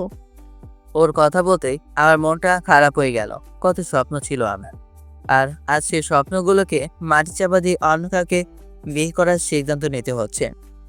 কি রে, কথা বলিস না কেন? আম্মু, ওর সাথে তো আমার রিলেশন হয়ই নাই। এমনিতেই তোমার সাথে মজা করেছিলাম। কোথায় ওরা আর কোথায় আমি, তাদের সাথে আমাদের যায় না। ওরা হচ্ছে বাড়িওয়ালা, আর আমরা হচ্ছি তাদের বাসার ভাড়াটিয়া, ছোট লোক, রাস্তা চেনেন। তাদের সাথে আমাদের যায় না। তার চেয়ে বরং তুমি মেয়ে দেখো। ও আচ্ছা। তখন আম্মু উঠে চলে গেল। জানি আম্মু মন খারাপ করেছে, কারণ তার ছেলে নিজেকে ছোট লোক, রাস্তার ছেলে মনে করছে। কিন্তু কি করব, কোনো একজন তো এই কথাগুলো আমাকে বলেছিল। তারপর আমি আবার রুমে চলে আসলাম। মনটা খুব খারাপ হয়ে গেল। ভেবেছিলাম পরিবারের সাথে থাকলে হয়তো মেয়েটাকে বলতে পারবো, কিন্তু এখানে এসে সবচেয়ে বেশি তার কথাটাই মনে পড়ছে। যাই হোক, আমি ফোনটা হাতে নিয়ে একটু ফেসবুক ঘাটাঘাটি করতে লাগলাম। আর এদিকে সানজিদা নিজের রুমে বসে ভাবতে লাগলো আজকে ঘটে যাওয়া ঘটনাগুলো। আমি তাকে বাঁচানোর জন্য নিজে ব্যথা পেলাম, আমাকেই না অপমান করলো। ইস, ভাবতে লজ্জা লাগতেছে। আমি যে তাকে ভালোবাসি নাই, শুধু প্রতিশোধ নেওয়ার জন্যই এই অভিনয়টুকু করা। তাহলে কেন তাকে এখন এত মিস করতেছি? মনে হচ্ছে তার রূপটাই যেন আমার সবচেয়ে নিরাপদ জায়গা, তার হাতটাই যেন আমার সবচেয়ে বড় ভরসা। আচ্ছা, সেও কি এখন আমায় মিস করতেছে, নাকি আমাকে নিয়ে খারাপ কিছু ভাবতেছে? এভাবে সে সব ভাবতে ভাবতে ঘুমিয়ে পড়লো। আর এদিকে আমি সানজিদাকে বলে থাকার জন্য একটা মুভি দেখতে লাগলাম। কিন্তু তখন মনটা আরও খারাপ হয়ে গেল, কারণ মুভিটাও এমন একটা কাহিনী হয়েছে যেটা দেখে আবার সেই মেয়েটার কথাই মনে পড়ে গেল। তাই মুভিটা বন্ধ করে শুয়ে রইলাম। আজ বুঝতে পারলাম মানুষ প্রেমে ব্যর্থ হয়ে গেল, নেশা জগতে যায়। এভাবে 2 দিন চলে গেল। আজ হঠাৎ সকালে আম্মু আসলো আর বলল, রাফি বাবা, তোর জন্য আজকে মেয়ে দেখতে যাবে, রেডি থাকিস। আম্মু আমি যাব না, তোমাদের পছন্দ হলেই আমার পছন্দ। আরে চল, গিয়ে একটু ঘুরেও আসতে পারবি। আর তোর মামা এই মেয়েটার কথা বললো, তোর মামার বন্ধুর মেয়ে, খুব ভদ্র নাকি মেয়েটা। তোমরা যাও। আর এদিকে সানজিদা কলেজে যাবে, আজকে তার সাথে তার আব্বুও যাবে। তারপর তারা কলেজে যেতে লাগলো। ওই দিন যেখানে ঘটনাটা ঘটে, মানে সানজিদা আমাকে চর মারে, সেখানে যেতে একটা লোক এসে বলে, আরে তুমি ওই মেয়েটা না, ওই দিন যে একটা ছেলে তোমাকে বাঁচালো আর তুমি তাকে অপমান করলে আর জ্বরও মারলে। আচ্ছা, তোমার এত অহংকার কিসের? আর এই ভদ্রলোককে হয়তো তোমার বাবা, তাই না? আমার মেয়ে সে, কিন্তু আপনি এসব কি বলছেন? আমি তো কিছুই বুঝতে পারছি না। কেন, আপনি কিছু জানেন না? না তো, মাত্র আপনার কাছ থেকে শুনছি, একটু খুলে বলবেন? শুনেন তাহলে। ওই দিন এই মেয়েটা কানে হেডফোন দিয়ে রাস্তার মাঝখান দিয়ে হেঁটে যাচ্ছিল, আর পেছন থেকে একটা ট্রাক আসছিল। আর তখন একটা ছেলে এটা দেখে দৌড়ে এসে নিজের জীবন বাজি রেখে মেয়েটাকে বাঁচালো এবং নিজে অনেক ব্যথাও পেল। তারপর আপনার মেয়ে ছেলেটাকে অনেক অপমান করলো, ভাড়াটিয়া, ছোট লোক, নানা কথা, এবং ছেলেটাকে একটা চড়ও মেরেছিল। তারপর মেয়েটা চলে যায়। তখন আমরা ছেলেটাকে হাসপাতালে নিয়ে যাই। আমি স্পষ্ট দেখেছিলাম ছেলেটার চোখে পানি কেটে গেছে। এই জন্য না, এত মানুষের সামনে এভাবে অপমান। আবার মেয়েটাকে নাকি ছেলেটা ভালোবাসে, কিন্তু মেয়েটা নাকি তার সাথে অভিনয় করেছে। এগুলো শুনে আঙ্কেল সানজিদার দিকে তাকালো। আর তখন সানজিদা নিচের দিকে তাকায় আর চোখ দিয়ে পানি পড়তে থাকে। সানজিদাও তো এসব জানতো না, তাকে বাঁচানোর জন্য রাফি এরকম করেছে। হয়তো সেদিন রাফি না থাকলে আমি বেঁচেই থাকতাম না। তখন আঙ্কেল বলল, তোমাকে কলেজ যেতে হবে না, বাড়িতে আসো। এটা বলে আঙ্কেল বাসার দিকে যেতে লাগলো, আর পেছনে সানজিদাও যেতে লাগলো। আঙ্কেল হাসছে আর ভাবছে, আমি রাফির সামনে কিভাবে মুখ দেখাবো? সে তো আমায় বলতে পারতো যে সানজিদার জন্য তার এরকম হয়েছে, কিন্তু সে তো বলল না। এভাবে তারা বাসায় চলে আসে। আর তখন আঙ্কেল ঠাস ঠাস করে 2টা থাপ্পড় মারে। সানজিদাকেই আঙ্কেল চর মারলো আর বলতে লাগলো, তুই আমার মেয়ে, এটা বলতেও আমার লজ্জা করতেছে। তুই আমার মেয়ে হয়ে এরকম একটা কাজ করলি, যে তোকে তার জীবন বাজি রেখে বাঁচালো, তাকে তুই অপমান করলি। আঙ্কেলের চিল্লাচিল্লি শুনে রিয়া আর নীলাও আসলো। আর সানজিদা ভয়ে কষ্টে কান্না করতে লাগলো, কোনো কথা বলছে না। আজ থেকে তোর কলেজ বন্ধ, আর বাসা থেকেও বের হতেও পারবি না। এটা বলে আঙ্কেল চলে গেল। আর তখন সানজিদা ফ্লোরে বসে পড়ে আর কান্না করতে থাকে। তখন রিয়া আর নীলা জিজ্ঞেস করলো, আপু, কি হয়েছে? আব্বু এরকম কেন করছে? আর তুই বা কান্না করছিস কেন? অনেক বড় ভুল করে ফেলেছি রে। আমি তো আর থাকতে পারছি না। এই গেমটাতে হয়তো আমি হেরে গেছি। রাফিকে প্রেমের চালে ফাঁসিয়ে প্রতিশোধ নিতে চেয়েছিলাম, কিন্তু আজ আমি নিজেই হেরে গেছি তার ভালোবাসার কাছে। আমি বাঁচতে পারবো না এই রাফিকে ছাড়া। কি বলছিস চাতা? কি হয়েছে একটু খুলে বলতো। এসব শুনলে বাবার মতো তুইও বলবি। বোন হিসেবে পরিচয় দিতে তোদের লজ্জা হচ্ছে। যেটা হয়েছে সেটা বাদ দে, আমাদের সব খুলে বল, দেখি আমরা কিছু করতে পারি কিনা। তাহলে শোন। তারপর সানজিদা সবকিছু খুলে বলে কি হয়েছে রাফির সাথে। এসব শুনে রিয়া নীরা বলল, আপু, এটা কিন্তু তুই একদম ঠিক করিস নাই। ছেলেটা তোকে ভালোবেসেছিল, আর তুই তার ভালোবাসা নিয়ে খেলা করলি, মনটা ভেঙে দিলি ওর। কত সরল একটা ছেলের সাথে এরকম করলি। প্লিজ আমাকে আর কিছু বলিস না, আমি আর পারছি না, খুব কষ্ট হচ্ছে রে রাফির জন্য। এখন কি করতে চাইছিস সেটা বল। জানি না কি করবো, কিন্তু যে কোনো কিছুর বিনিময়ে আমার রাফিকে চাই, তাহলে বাঁচতে পারবো না। সেটা না হয় বুঝলাম, কিন্তু ভাইয়া তো গ্রামে চলে গেছে আর আমরা এটা জানি না তার গ্রাম কোথায়, তাহলে তাকে খুঁজব কি করে? আচ্ছা, যদি খুঁজে পাও আর পরে যদি সে তোমাকে মেনে না নেয় আর অপমান করে? করুক অপমান, তবুও তাকে আমার চাই। একটু হেল্প কর না আমাকে। আচ্ছা ঠিক আছে, ভাবতে দে কিভাবে কি করা যায়। তখন সানজিদা তার রুমে আসে আর সে ভাবতে থাকে কিভাবে জানবে রাফির গ্রামের বাসা কোথায়। আর এদিকে আমি বাসায় বসে আছি, আজকে ব্যান্ডেজ করে ফেললাম। হঠাৎ ফোনটা বাসে থাকে, তাকে দেখি লিজা কল দিয়েছে। তখন আমি কলটা রিসিভ করলাম। কেমন আছো মিস লিজা? ভালো। তা গ্রামে গিয়ে তো আমাদের ভুলে গেলে। আরে না, বলবো কেন, আসলে অনেকদিন পর গ্রামে আসলাম, বুঝতেই তো পারছো। তাই ওই দিকের খবর কি? ভালো। তবে ঢাকা কবে আসতেছো?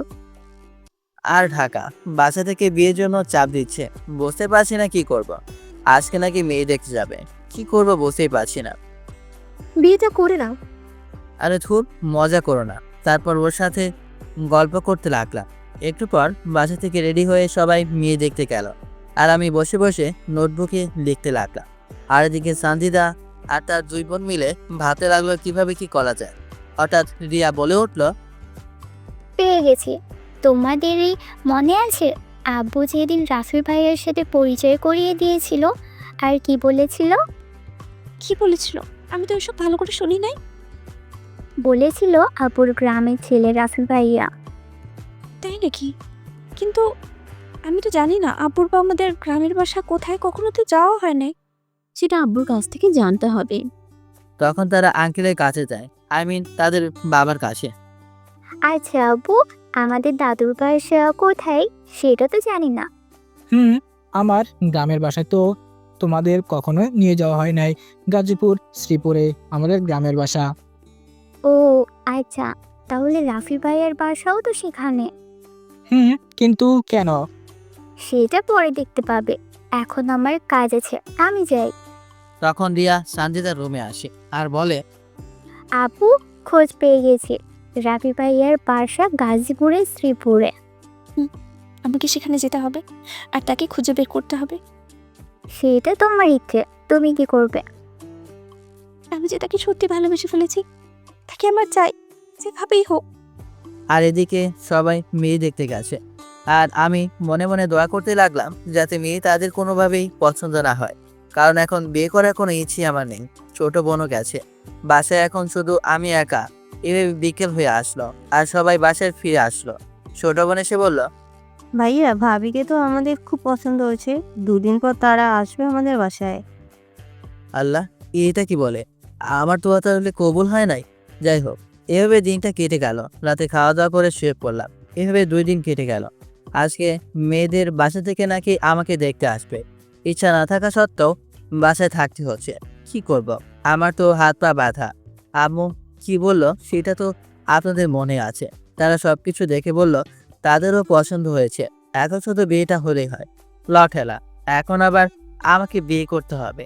যাই হোক, তারা নাকি পরে বসে বিয়ের ডেটটা ঠিক করবে। আর দিকে সানজিদা ভাবতে লাগবো আগামীকাল সে রওনা দিবে আমার বাসার উদ্দেশ্যে। তার ফোনে আমার একটা পিক আছে, সেটা দেখাতে দেখাতে আমার কাছে আসবে। যাই হোক, এদিকে আমি তো চিন্তা করতে লাগলাম সঞ্জিতার কথা। সে এখন কি করছে? হয়তো ভালোই আছে, আর ভালো থাকারই তো কথা, কারণ সে তো তার মিশনে সাকসেস হয়েছে। এড়ে গেছে শুধু আমি। রাতে শুয়ে আছি, হঠাৎ লাবণী এসে হাজির। কিরে ভাই, কি করিস? কিছু না, শুয়ে আছি। ভাইয়া, ভাবি কিন্তু হেবি সুন্দর, তোর সাথে যা মানাবে না বলে বোঝাতে পারবো না। থাক, আর বোঝাতে হবে না। আর এখনই এত ভাবি ভাবি করিস না, আগে বিয়েটা হোক। এখনো এত ভাবি ভাবি ডাকলে পরে কি ডাকবে? ধুর, তুই এরকম কেন? যা, এত কথা বলিস না। তোর কাজ থাকলে সেটা কর, এখন যা। তারপর লাবণী চলে গেল, আর আমিও ঘুমিয়ে পড়লাম। আর এদিকে শান্তা সবকিছু রেডি করে নিল। সকাল হওয়া মাত্র সে বেরিয়ে পড়বে রাফির গ্রামের উদ্দেশ্যে। তারপর সঞ্জিতাও ঘুমিয়ে পড়ল। আর এইভাবে রাতটা কেটে ভোরের আলো ফুটলো, আর সঞ্জিতাও বেরিয়ে পড়লো একটা রিক্সা করে বাস স্টেশনে আসলো। তারপর বাসে করে আসতে লাগলো। আর এদিকে আমি ঘুম থেকে উঠে ফ্রেশ হয়ে নাস্তা করলাম, আর একটু হাঁটতে লাগলাম। হাঁটতে হাঁটতে স্কুলের মাঠে আসলাম, আর দেখলাম ছোটরা ক্রিকেট খেলছে। আর বরাবরের মতোই আমার ক্রিকেট খুব পছন্দ। তার দেরি না করে হাতে ব্যথা নিয়েও তাদের সাথে খেলতে নেমে পড়লাম মাঠে। কিছু সময় খেলার পর বাসায় চলে আসলাম। আর এদিকে সঞ্জিতা আমাদের গ্রামে এসে পড়লো, কিন্তু সে তো এখানে কিছুই চেনে না। তখন একজন লোককে আমার পিক দেখে জিজ্ঞেস করলো আমার বাসা কোন দিকে।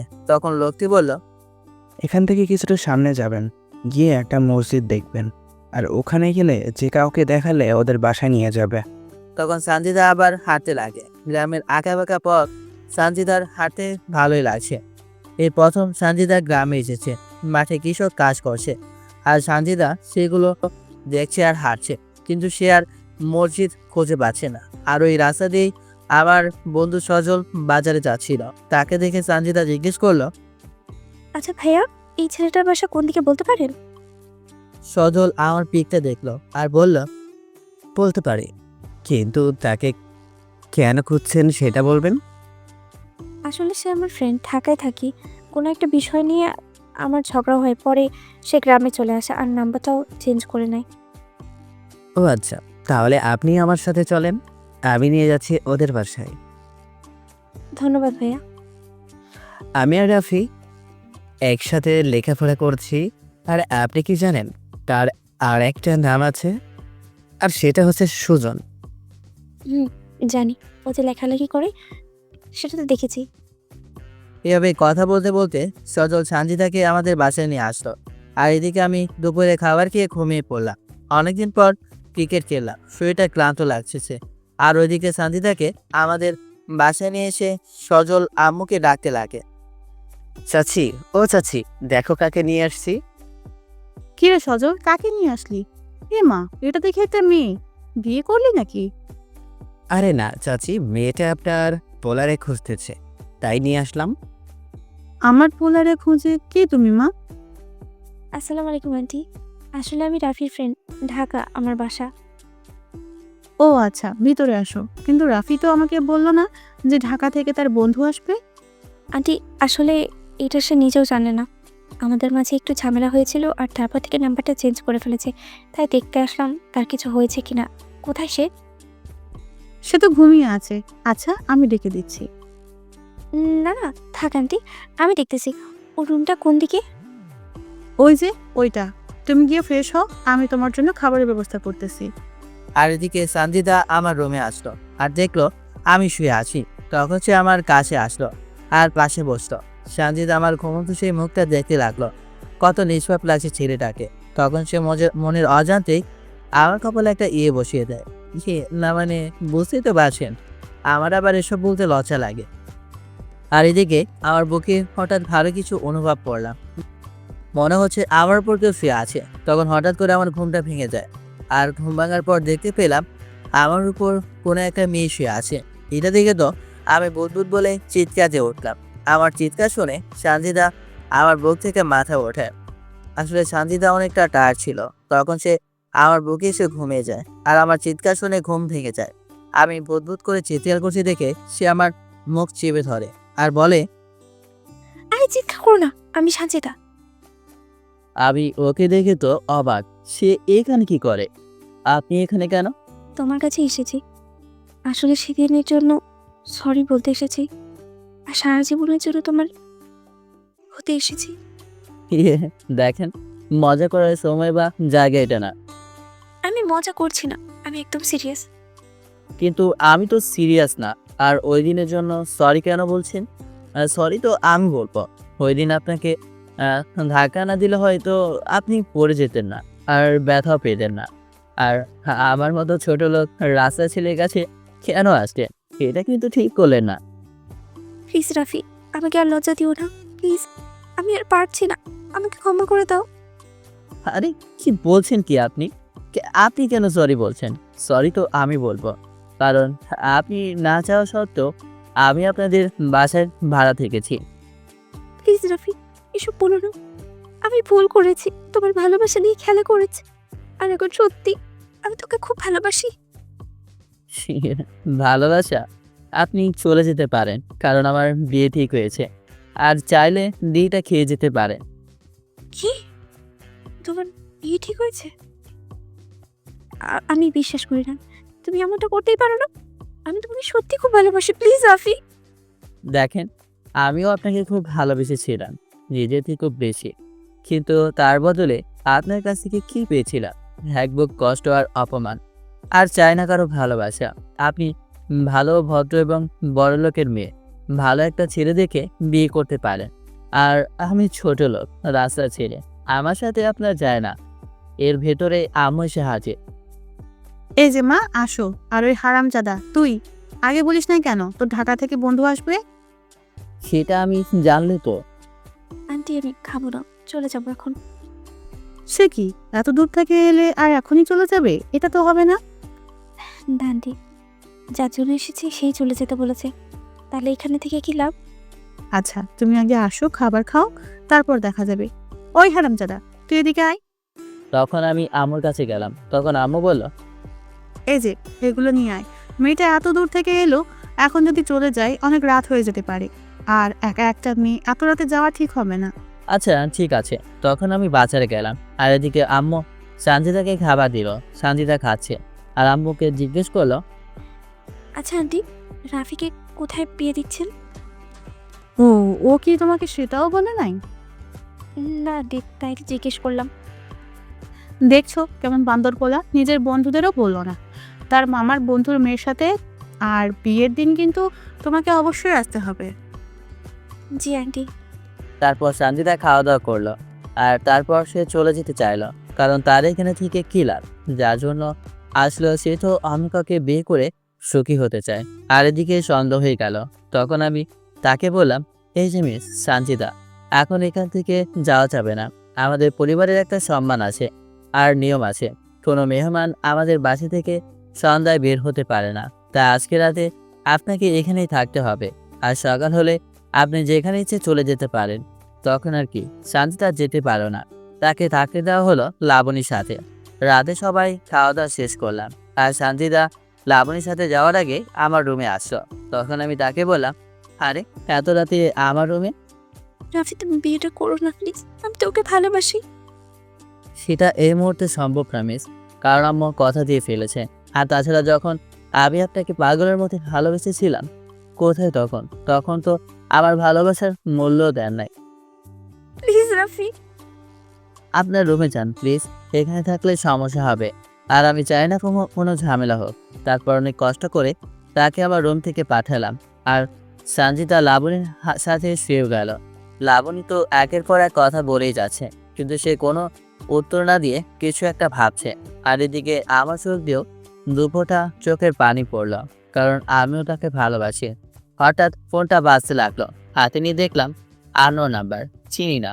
তখন ফোনটা রিসিভ করলাম, আর হ্যালো বললাম। নীলি কণ্ঠে আসসালামু আলাইকুম বলল। আমি উত্তর দিয়ে জিজ্ঞেস করলাম, কে? তখন মেয়েটি বলল, আমার নাম সীমা। সীমা? কে সীমা? কোন সীমা? বাড়ি যার সাথে বিয়ে ঠিক তার নামটাই জানেন না? ও আপনি, তাহলে আপনার নাম সীমা? জি, আমার নাম সীমা। আর আমি কিন্তু আপনাকে কল দিয়েছি প্রেম পড়ার না। আমারও এত সময় নেই আপনার সাথে প্রেম করার। কেন কল দিয়েছেন সেটা বলেন। আমার সাথে ভাব নিতে আসছে। আসলে আপনাকে আমার একটা উপকার করতে হবে। বলেন, দেখি চেষ্টা করব। আমার সাথে আপনার বিয়েটা ভাঙতে হবে। কি বলেন, কিন্তু কেন? আমি একজনকে ভালোবাসি আর তার সাথেই থাকতে চাই। আপনি যদি আমাকে না বিয়ে করতেন তাহলে থাক থাক, আর বলতে হবে না। আমি বুঝতে পেরেছি বাংলা সিনেমার ডায়লগ। আর সত্যি বলতে আমিও বিয়ে করতে চাচ্ছিলাম না। তার আপনিও যেহেতু রাজি, তাহলে আর কি বিয়েটা ভেঙে দিচ্ছে। আপনি নিশ্চিত থাকতে পারেন। তারপর কলটা কেটে দিলাম আর খুশিতে প্যান্ট পরে লুঙ্গি ডান্স দিলাম আর ভাবতে লাগলাম, মিস সঞ্জিতা, এবার বোঝো খেলা কাকে বলে। আমার ভালোবাসা নিয়ে খেলা করা। এবার দেখো রাফি কি জিনিস। কিন্তু এর জন্য আমার লিজা সাহায্য লাগবে। কিন্তু লিজাকে রাজি হবে? যাই হোক, এসব পরে ভাববো। আগে লিজাকে কল দিলাম। প্রথমবার রিসিভ হলো না, পরে আবার দিলাম, পরে রিসিভ হলো। তখন লিজা বলল, সরি, ওয়াশরুমে গিয়েছিলাম। সমস্যা নাই, তা কেমন আছো? আমি তো ভালো আছি। তোমার শরীরে কি অবস্থা? আর এত রাতে কল দিলে যে? কেন, কল দেওয়া যাবে না বুঝি? তাহলে রেখে দাও। আরে না, কখনো এত রাতে কল দাও নেই, তাই জিজ্ঞেস করলাম আর কি। তা কেন কল দিলে? আসলে আমাকে একটু হেল্প করতে হবে। কিরকম হেল্প? অভিনয় করতে হবে। অভিনয়? কিরকম অভিনয়? প্রেমের অভিনয়। আসলে আমি একটা মেয়েকে, তারপর প্রথম থেকে সানজিদার সাথে পরিচয় সবকিছু খুলে বললাম। আর ওই দিনের ঘটনাটাও তাকে বললাম। এইসব শুনে লিজা বলল, তাহলে সেদিন তুমি মিথ্যে বলেছিলে? এখন সানজিদা আমার বাসায় চলে এসেছে আর তাকে সাহায্য করার জন্য তোমার হেল্পের প্রয়োজন। আচ্ছা, ঠিক আছে, করব। তা তুমি ঢাকায় কবে আসছো? খুব তাড়াতাড়ি আসি। আচ্ছা, তাহলে এখন রেখে দেই, তুমি ঘুমাও। তারপর কলটা কেটে দিলাম আর ভাবতে লাগলাম, মিস সানজিদা এবার বুঝবে কত ধানি কত চাল হয়। তারপর আমিও ঘুমিয়ে পড়লাম। পরের দিন সকালে ঘুম থেকে উঠতে একটু লেট হয়ে গেল। আর ঘুম থেকে উঠে জানতে পারলাম সানজিদা নাকি চলে গেছে। শুনে মনটা আমার আবার খারাপ হয়ে গেল। তখন আমি ভাবতে লাগলাম, আচ্ছা মেয়েটা যা পাগলি পাগলি, যদি নিজের কিছু করে ফেলে। তাই আমি রিয়াকে কল দিলাম। রিয়া এই নাম্বার চেনে না। তখন তাকে পরিচয় দিলাম। তখন সে বলল, ভাইয়া, তুমি হঠাৎ করে কিছু না বলে চলে গেলে। আপু তোমার জন্য কত কেঁদেছে তুমি জানো? না মা, তো তোমার কাছ থেকে শুনলাম। আর শোনো, তোমার আপু আমাদের এখান থেকে বের হয়েছে। বাসায় পৌঁছে গেলে আমাকে একটা কল দিও। আর শোনো, আমিও ঢাকায় আসি। আর বাকিটা তোমার আপুর কাছ থেকে শুনতে পারবে। তবে আমাকে কিন্তু তোমার হেল্প করতে হবে। তোমার আপুকে একটা শিক্ষা দেখো। আর আমি যে তোমাকে কল দিয়েছি সেটা যাতে তোমার আপু জানতে না পারে। আচ্ছা ভাইয়া, তোমার প্ল্যানটা কি আমাকে খুলে বলবে? আমি কিছুই বুঝতে পারছি না। আচ্ছা, আগে আমি ঢাকায় আছি। একে একে কথা বলতে যাবো কেন? আমার কি কোনো খেয়ে কাজ নেই নাকি? চেফেন কাপা হয়েছে, টিকিট দেন। তখন সানজিদা ব্যাগ থেকে টিকিট দেখালে তারপর কন্ট্যাক্টটা চলে গেল। আর সানজিদা তো রাগে আমার কলই ধরছে না। আর তার পাশের সিটে একটা ছেলে বসেছে। সে বারবার সানজিদার দিকে চেপে বসে আর ইচ্ছে করে তার গায়ে পড়ছে।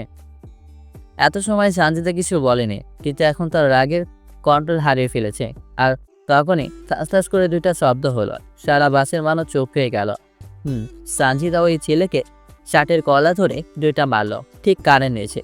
ভাই রে, সে কি ব্যথা! আমি খেয়েছি তো, তাই আমিও জানি আর কি। এই বেটা লুচ্চা, আমার সাথে লুচ্চামি করতে আসছিস? ওই, আপনি আমাকে মারলেন কেন? দা, তোকে বলছি কেন মারতেছি। তুই জানিস আমি কি? শালা আমি কমিশনার মেয়ে। এক্ষুনি আব্বুকে কল দেবো, তারপরে বুঝবি আমি কি। দাহা মিশা কথা ভাই, তুই বিশ্বাস করিস না। ওর গোষ্ঠীতেও কেউ পুলিশের চাকরি করে না, আর তো কমিশনার। তখন সানজিদা ফোনটা বের করে একটু ভাব নিয়ে একটা নাম্বারে ডায়াল করলো। আর সেটা হচ্ছে তার এক বন্ধু। কল দিতে যাবে তখনই ছেলেটা বলল, আপু মাফ করে দেন, আমি আর এরকম কখনো করব না। আপনি আমার ধর্মের বোন। যা মাফ করলাম, কিন্তু নেক্সট টাইম এরকম করলে বুঝতেই পারছিস। দেখলেন কি ফাপড়টা মারলো? ওকে কি একটা নোবেল দেওয়া যায় না? আর এদিকে আমি কয়েকটা কল দিলাম, কিন্তু রিসিভ করলো না। পরে আমি এবার টেনশনে পড়ে গেলাম। যাই হোক, তারপর আমি একটু দোকানে গেলাম। আগামীকাল চলে যাব। আবার কবে আসি বলা তো যায় না। তাই সজলকে কল দিলাম। সে বেকার মানুষ, তাই চলে আসলো। তারপর চা খেতে খেতে আড্ডা দিতে লাগলাম। আর তারপর বাসায় চলে আসলাম। এভাবেই দিন কেটে সন্ধ্যা হয়ে আসলো। তখন আমি রিয়াকে কল দিলাম আর জিজ্ঞেস করলাম, সানজিদা পৌঁছে গেছে নাকি? জি ভাইয়া, আসলে আমার মনে ছিল না তোমাকে জানাতে, আর ওকে সামলাতেই পারছি না। সেই কখন বাসায় আসবে, এখনো কেঁদেই যাচ্ছে। কাতে দাও, আমি আগামীকাল আসি। পরে বাসার সবার কাছ থেকে বিদায় নিয়ে রওনা দিলাম ঢাকার উদ্দেশ্যে। ঢাকা পৌঁছে সোজা শান্তিদাদের বাসায় গেলাম। গেটের ভিতরে ঢুকে যাব, তখনই আঙ্কেলের সাথে দেখা। আসসালামু আলাইকুম আঙ্কেল, কেমন আছেন? আঙ্কেল আমাকে দেখে একটু অবাক হলেন। ওয়ালাইকুম সালাম, আলহামদুলিল্লাহ ভালো। তো তোমার কি অবস্থা? জি আঙ্কেল, ভালো। তোমার সাথে কিছু কথা ছিল। আঙ্কেল, মাত্র গ্রাম থেকে আসলাম, ফ্রেশ হয়ে আসি, তারপর কথা বলবো। আচ্ছা যাও, সাবি রিয়ার কাছে আছে, তার কাছ থেকে নিয়ে নাও। তখন আমি চলে আসলাম আর সোজা রিয়াদের রুমের সামনে গেলাম আর রিয়াকে ডাক দিলাম। আমার ডাক শুনে রিয়া বাহিরে আসলো আর বলল, রাফি ভাইয়া, তুমি আসছো? চাবিটা দাও। তারপর রিয়া চাবি আনতে গেল আর আমি দাঁড়িয়ে আছি। রিয়া ভেতরে গেল আর চাবিটা নিয়ে আবার আমার কাছে আসলো। চাবিটা নিয়ে আমি বললাম, আচ্ছা আমি গিয়ে ফ্রেশ হয়ে আসি, পরে কথা বলবো। আচ্ছা ঠিক আছে ভাইয়া। তখন আমি আবার রুমে চলে আসলাম। রুমটা যেভাবে রেখে গিয়েছিলাম ঠিক সেভাবেই আছে। তখন আমি ব্যাগটা রেখে ফ্রেশ হতে গেলাম। ফ্রেশ হয়ে এসে শুয়ে পড়লাম, কারণ শরীরটা একটু খারাপ লাগতেছে। আর তাছাড়া আমি বাসে উঠলে শরীর খারাপ লাগে। তারপর ফোনটা বের করে আম্মুকে কল দিলাম আর বললাম যে আমি পৌঁছে গেছি। কথা বলে ফোন রেখে দিলাম, কিন্তু সাথে সাথে আবার ফোনটা বাজতে থাকে। সেই মেয়েটা যার সাথে আমার বিয়ে ঠিক হয়েছিল। তখন আমি কলটা রিসিভ করলাম। মেয়েটা আমাকে সালাম দিল আর ভালো মন্দ জিজ্ঞেস করলো। আমি সেগুলোর উত্তর দিয়ে বললাম, কেন কল দিলেন সেটা বলেন, আমার হাতে সময় নেই। আসলে জরুরি একটু কথা বলতাম, যদি আপনার সময় হয়। জি, তাড়াতাড়ি বলুন। আসলে আমি ভুল করেছি বিয়েটা ভেঙে। যার জন্য বিয়েটা ভেঙেছি সে আমার সাথে প্রতারণা করেছে। কিন্তু এখন আমি কি করতে পারি সেটা বলেন। আপনার যদি আপত্তি না থাকে তাহলেই আমরা বিয়েটা করতে পারি। যদিও বিয়েটা ভেঙে গেছে, আমরা আমাদের পরিবারকে বলে এটা সমাধান করতে পারি। বা একবার বলেন বিয়ে ভাঙতে, আবার বলেন বিয়ে করতে। এসব খেলা আমার পছন্দ না। তার চেয়ে বরং অন্য একটা ছেলে দেখে বিয়ে করেন। আর আপনার সম্বন্ধে আম্মুর কাছে যেগুলো বলেছি যে আপনি রিলেশন করেন ইত্যাদি ইত্যাদি, এখন আম্মু কোনোভাবেই মানবে না। আর তাছাড়া এখন আমার বিয়ে করার কোনো ইচ্ছেও নেই। আমি দেখতে ভালো, আপনার পরিবারও আমাকে পছন্দ করেছে। আর বিয়ে তো একদিন করতেই হবে, এখন করলে সমস্যা কোথায়? সমস্যা আছে, তাই তো বললাম। আমি খুব টায়ার্ড, আপনি এখন রাখতে পারেন। আচ্ছা ঠিক আছে, আমার সাথে একবার দেখা করতে পারবেন? সেটা এখন আর সম্ভব না, কারণ আমি ঢাকা চলে আসছি। ও। তারপর মেয়েটাকে আর কিছু বলতে না দিয়ে কলটা কেটে দিলাম আর আমি ঘুমিয়ে পড়লাম। এখন একটু না ঘুমালে আমি ঠিক থাকতে পারবো না। এভাবে একদম বিকেল পর্যন্ত ঘুমালাম। তারপর উঠে ফ্রেশ হয়ে বাইরে যাওয়ার জন্য বের হলাম, কারণ কিছু কেনাকাটা করতে হবে। তখন রুম থেকে বের হয়ে যখনই রিয়াদের রুমের সামনে গেলাম, আর হঠাৎ সানজিদাও রুম থেকে বের হলো। আমাকে দেখে তার চোখ কপাল উঠে গেল। আমার তো এখন গ্রামে থাকার কথা আর বিয়ে করার কথা। আমাকে দেখে সে কিছু বলতে যাবে, তখন আমি হাঁটতে শুরু করলাম বাইরে যাবার জন্য। কোনো পাত্তাই দিলাম না তাকে। তারপর আমি একটা রিক্সা করে বাজারের দিকে যেতে লাগলাম। ওই দোকানের সামনে যেতেই সুলতান ভাইকে দেখলাম, ওখানে বসে আড্ডা দিচ্ছে। তাদের মধ্যে থাকে একজন আমাকে দেখে ফেললো আর বলল, সুলতান ভাই, ওই যে রাফি ভাইয়া। তখন সুলতান ভাই আমাকে ডাক দিল। আর তখন তো রিক্সা মামা দিল উড়াল, মানে পালালো। তখন সুলতান ভাই আসলো আর সালাম দিয়ে বলল, ভাই হঠাৎ কোথায় হারিয়ে গিয়েছিলে?